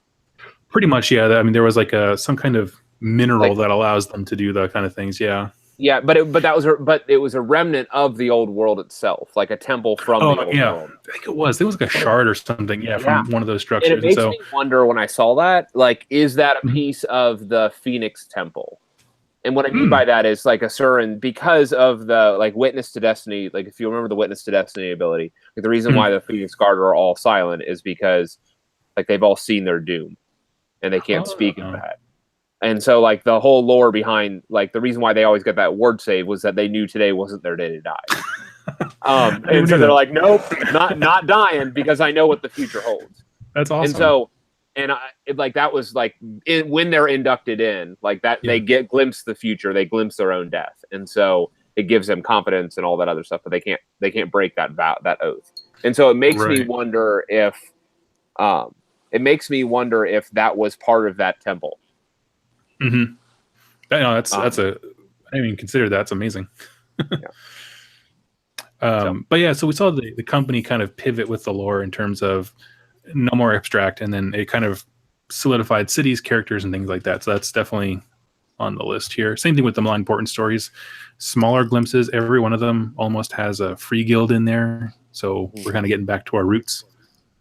By the way, that most recent story, all I'll say is bar the gates. Like that my gosh. That is a brutal ending.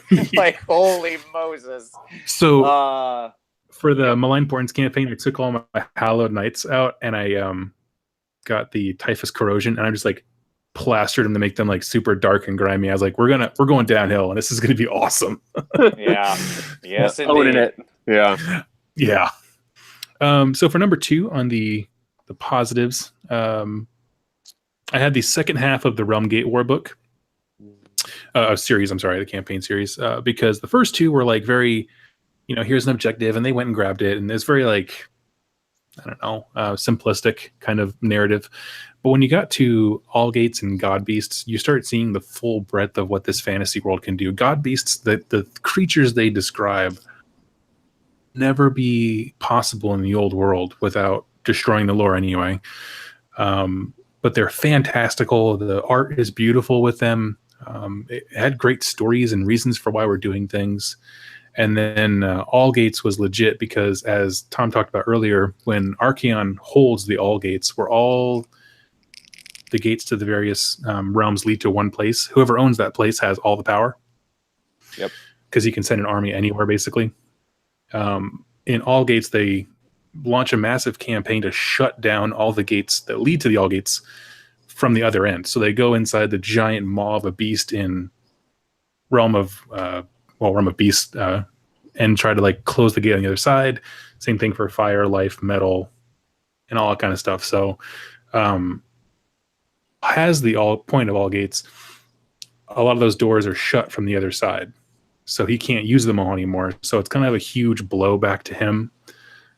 And it just had epic storytelling. Archaon as a character was just like the balls. He would just show up and just murder everything. It was amazing. Let's see. Yeah, any thoughts? Did you guys read those? Did you guys go through those campaigns? I did not, but I loved. Okay. I loved all the God Beasts because I agree. Like narratively, what they are in the world and what they represented. These sort of like these are these incredible mythical creatures. There's actually like a video I've kind of been building up to do, and I wanted to let a little more Malign Portents happen before I did it. But about the transition between from sort of myth to reality. Yeah. And one of the interesting aspects, so if you think of like Greek lore, Greek myth, whatever you want to say, right? And you think of like the Odyssey, right? In the Odyssey, he sails between, Scylla and Charybdis, right? Yep. And these are supposed to be these vast, like to him, just vast creatures, right? Like that are just beyond reckoning. Like this wasn't a thing to be fought, right, by Odysseus. It was a thing to be avoided at best. And they were, these massive creatures in the sea, boundless to him. So in the scope of like Greek myth, they were bigger than anything imaginable, right? There was no natural creature in the world that the Greeks could look around and see that was even close to what these creatures represented, right? Yeah. And God Beast for me was that same mythic storytelling, only those things are real, right? Yep. And they're still around. Like I can read the Odyssey right now and read about Scylla and Charybdis, but if I go on a Mediterranean cruise, I'm not going to get sucked into the one of them, right? Like that's not what happens. But in this case, that myth, that's real. That thing, he's right over there. Look, you can see him. He's like the size of a skyscraper, and that's a thing. And it's hungry. Like that's exactly cool. Yeah. Yeah. Yep. And then my number one for the best part of AOS lore to me has been the gods themselves and what they are like in the realms. It used to be, each faction had their own various religious rites and things like that.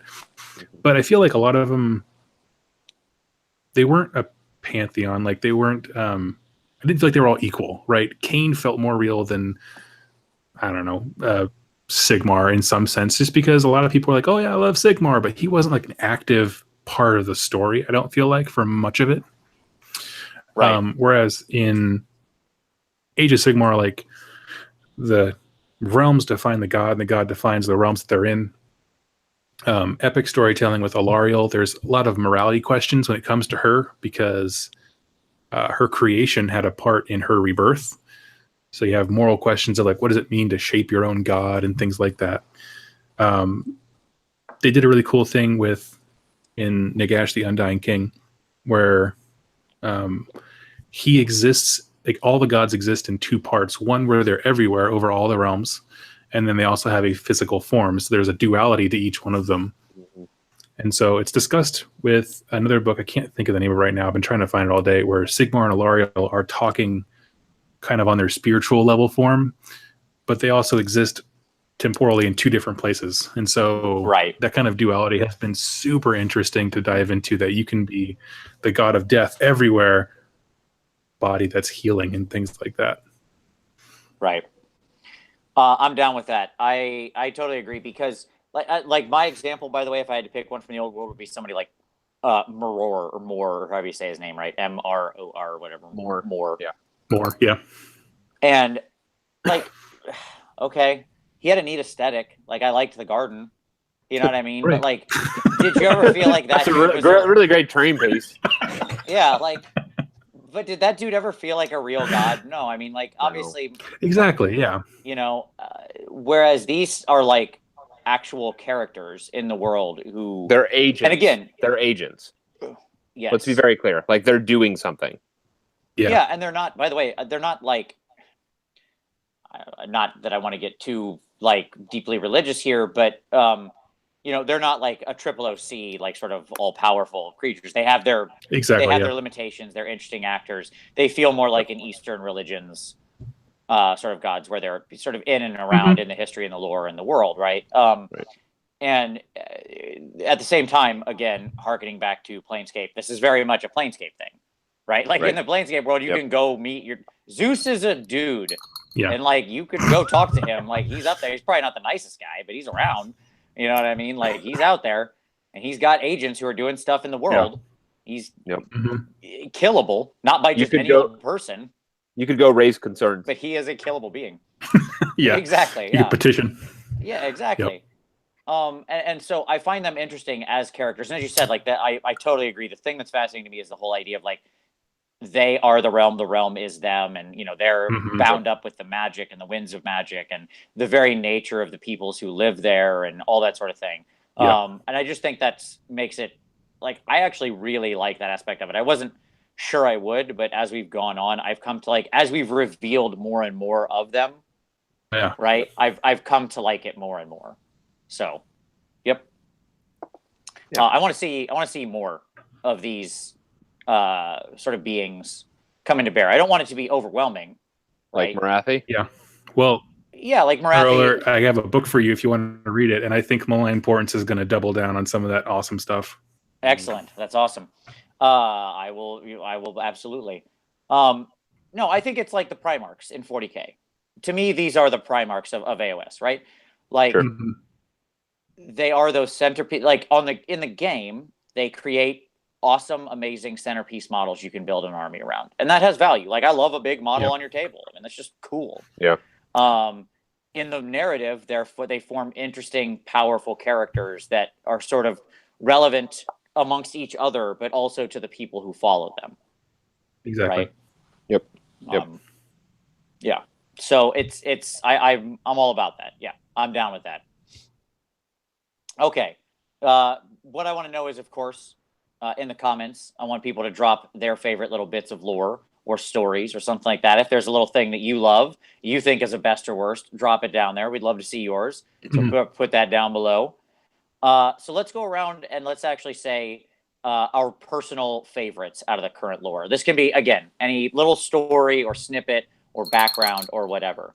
Now, Doug, I don't know if amongst your list, was your best already in there, or do you have a singular snippet you would call out of some moment maybe from amongst those gods. So I alluded to it, but Nagash, the Undying King, I think it's by Josh Reynolds. If you are looking for a book, Sigmar, get it. Like, full stop. In that one, we're in the Realm of Death. This is actually like a year ago, so before Malign Portents was even a thing, like to us. Nurgle Warband is tearing through the Realm of Death. Nagash, who was struck down by Archaon during the Age of Chaos, his body needs time to heal, but his kind of astral presence, his everywhereness is still conscious. Mm-hmm. And this book is incredible because it's only like 170 something pages or something like that. But in it, we get a wide spectrum of depth to what a Nurgle warband is like, because it has demons, it has Blight Kings, all kinds of stuff. At the same time, we have amazing dialogue between Neferata and Archon, and so that the Nurgle warband can't get to Nagash. It culminates with Nagash. I don't want to ruin for you. I just changed my mind. Right on. It has one of the coolest endings of anything ever with Nagash. He is like a baller at the end of it. Nice. When it adds character and depth, they allude to that religious that we saw in some of the Malign Portent stories. Mm-hmm. And they explain, if you want a picture of what it's like to be a god in Age of Sigmar, it does a better job than that than any other book, where they kind of recite to themselves, like, we are Nagash, Nagash is us. That his death energy is so infused in his realm that everything is a reflection of him and back and forth. And so you learn a lot about demons, gods, humans in the mortal realms, if you're into that, and then how Nurgle works. So it's pretty phenomenal. Nice. I dig it. Rock on. Tom, What about you, buddy? What's your pick? So mine is a piece of lore that most people probably aren't real aware of. Okay. And it comes actually... Challenge accepted.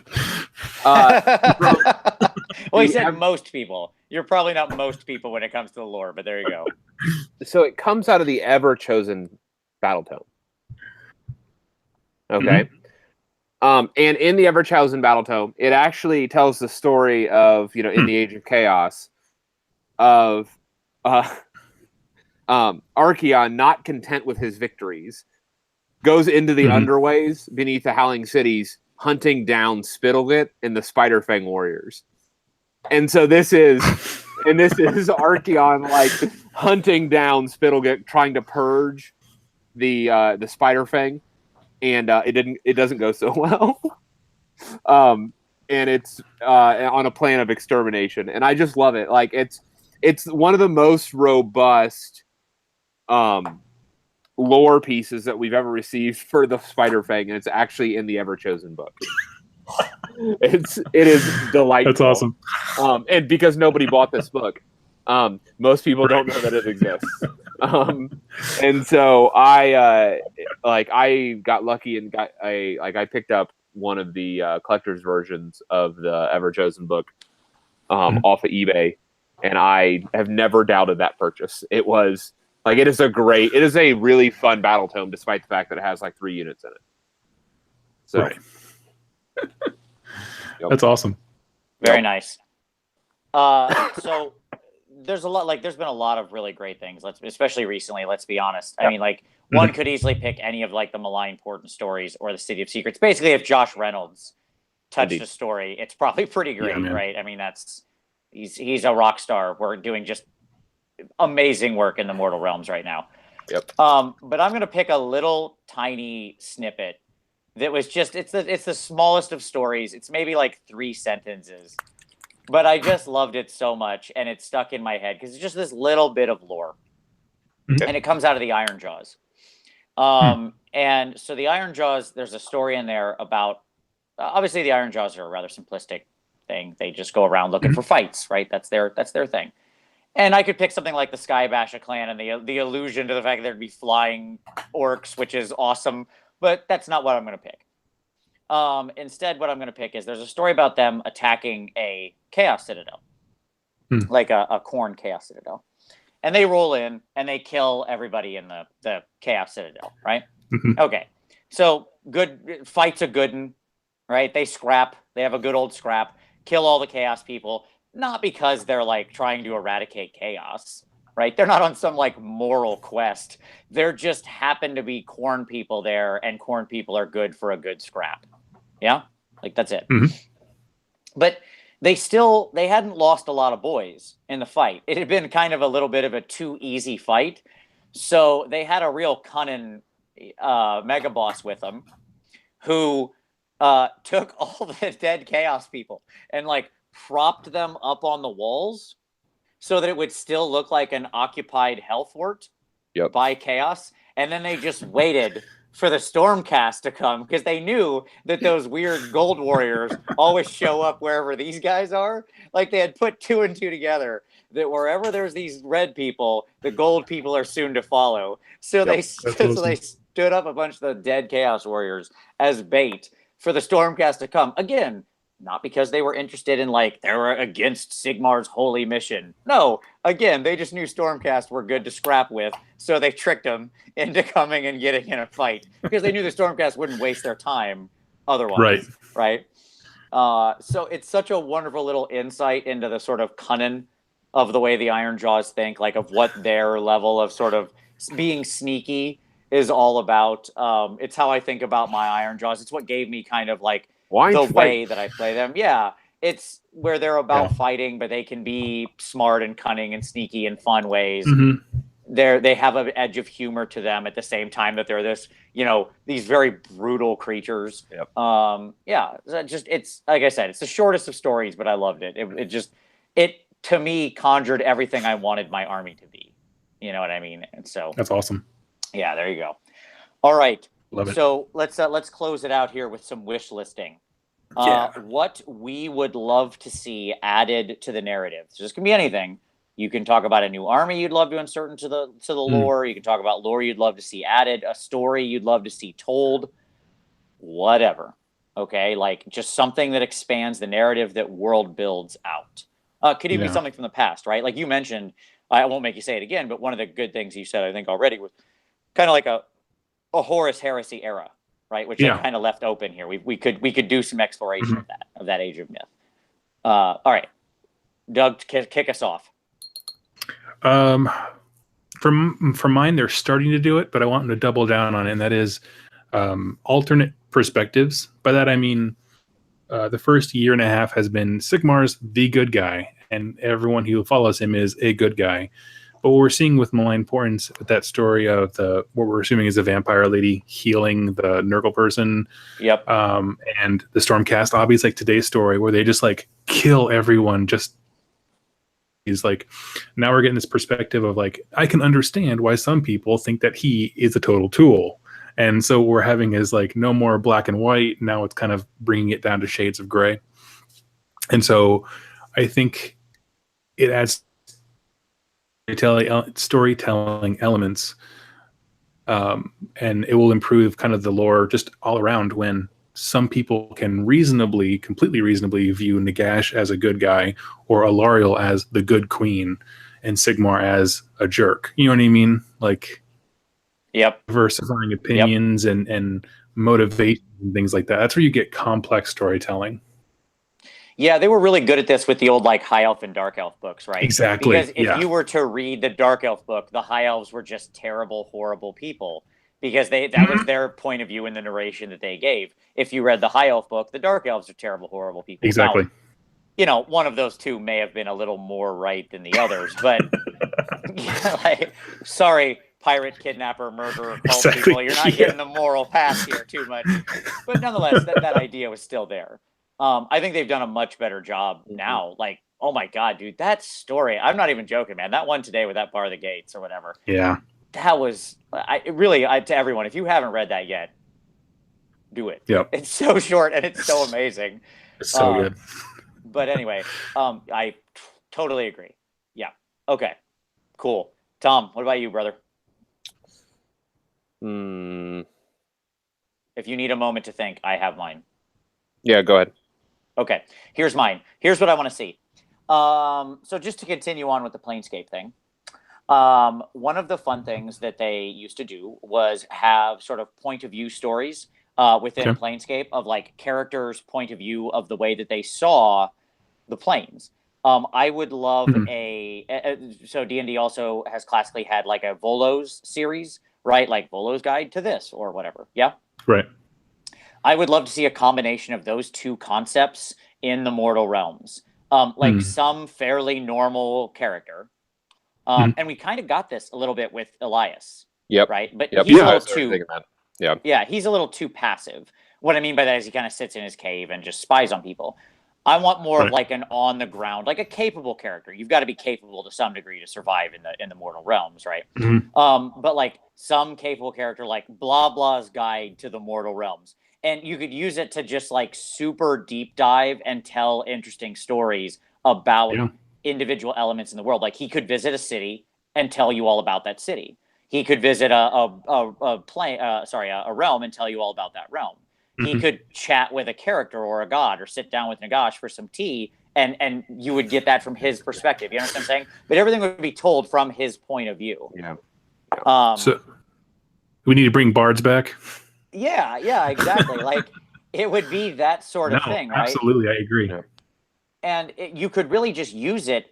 I mean, the character I would hope would be interesting. But he is himself, or he or she would be just a narrative device, right? Like they're there to more deeply reveal basically anything in the world that they want to you at a level of granularity and from a particular point of view that you don't get from like a third person omniscient perspective, right? Like Nagash did this as he moved across the plains. Well, that's not as interesting as like some normal dude describing Nagash floating across and every living thing within a mile turning to black ash, right? Like, whoa. You know what I mean? You can just do different narrative moves when it's from a being's perspective. Yeah. Absolutely. So that would be, I think, I would love to see that kind of a series. They could do it as a web article series. They could do it as in 100 different ways, but I think it would be a lot of fun. And steal that, GW, please. There you go. If I think it would be great if they could somehow integrate like do Kharadron and Overlords, because having the capacity to dart around realms and just fly in and out of, I don't know. Yeah, that's a great idea. Yeah, maybe this character like is good friends with a disgraced Kharadron captain, right? And so he's like sailing around on his skyship as they visit the different realms, right? And totally. Yeah, yes. There's so many great ways you could, and you could even have him partner with different people over time, right? Like you could have his buddy, the disgraced Kharadron captain, and like he could also be close friends with like a really weird and talkative like Kurnoth Hunter who leads him around the plane of life. Like they're just a very like, and that may sound strange, but think of like one of my favorite characters in the Two Towers, right? Is the I say that and I can't think of his dumb name, Quickbeard or whatever. I don't know. The Ent who was like actually the talkative one. Was it? Or you're not talking about Treebeard? No, the one who actually talks a lot. Whatever, doesn't matter. I'm conjuring this, but like you get a major point of the book where Merry and Pippin are hanging out with a dumb tree, who's like revealing what that world is. Right? He's their window into that forest and that world that the Ents live in, and so on and so forth. So you could just pair this guy up. Or this guy or gal as they walk around the realms with just a bunch of random cast of interesting characters. Right? Yeah. So there you go. I would love to see that series. And again, be awesome for web stories and stuff like that. So totally. That's what I'm in for. There you go. All right. Tom, your turn. I know. And I had it, and then I got to thinking about your story. And I got to thinking about your and about all the different possible NPC, all the different folks that that could be journeying. No, because it would be amazing. It would be amazing. It would be amazing. No, actually, I want I think we have enough distance. The mortal realms have established themselves as other. I want more callbacks now. So you want the fan service? You want Darth Vader in the hallway? Yeah, I want Darth. No, I want what I just talked about, which was that temple, that piece of the old world that's granting prophecies. Yeah.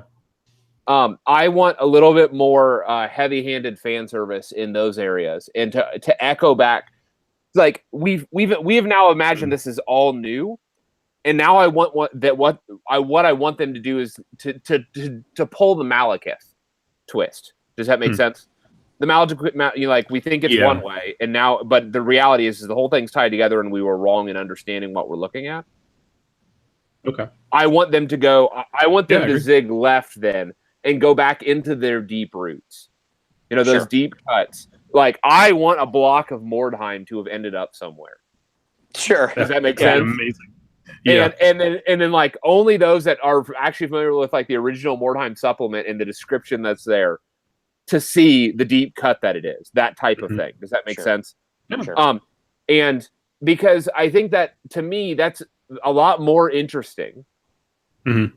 If this is actually, if the world isn't just this weird, wild, zany thing, but there's actually more coherency than to what we're actually seeing. Well, and you can do both, right? You can have weird and wild and zany and still use some of these things to anchor you down. Yeah, right? Like, so you can have both the threads and weave some completely new cloth. Yep. Like, that's fine. I love all of that, and I hope we see all of that and more. And of course, my second pick would be knowing what happened with Slaanesh. So there you go. Well, you'll get that. I know.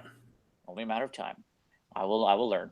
But anyway, it's almost more fun not knowing. It's one of those things, right? Like, I want it, but I don't want it. That's why I didn't take it as my number one, because if it doesn't happen soon, I'm not going to be that sad. It's more fun to guess. Right.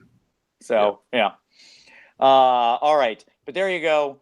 That's sort of our discussion thus far on the narrative and lore. My guess is this is going to evolve a lot over the next 6 months.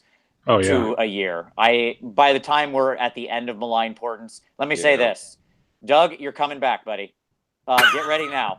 So just when we finish this Malign Portents ride, you're coming back on the show, and we're going to break it down and talk about where we were versus where we are. Sound like a plan? That's a plan. Rock and roll. All right. Well, very good. Thank you, Doug. It was an absolute pleasure, man. Great having you on. Like I said, check out Doug's channel. It's linked down below. Go sub. Watch some awesome videos. It's great. And Tom, glad to see you feeling better. Congratulations on surviving the Nurgle's Rot and coming out stronger on the other side. Thanks. And to all of you out there, thank you very much for watching. We always appreciate it. And of course, we'll see you next Wednesday.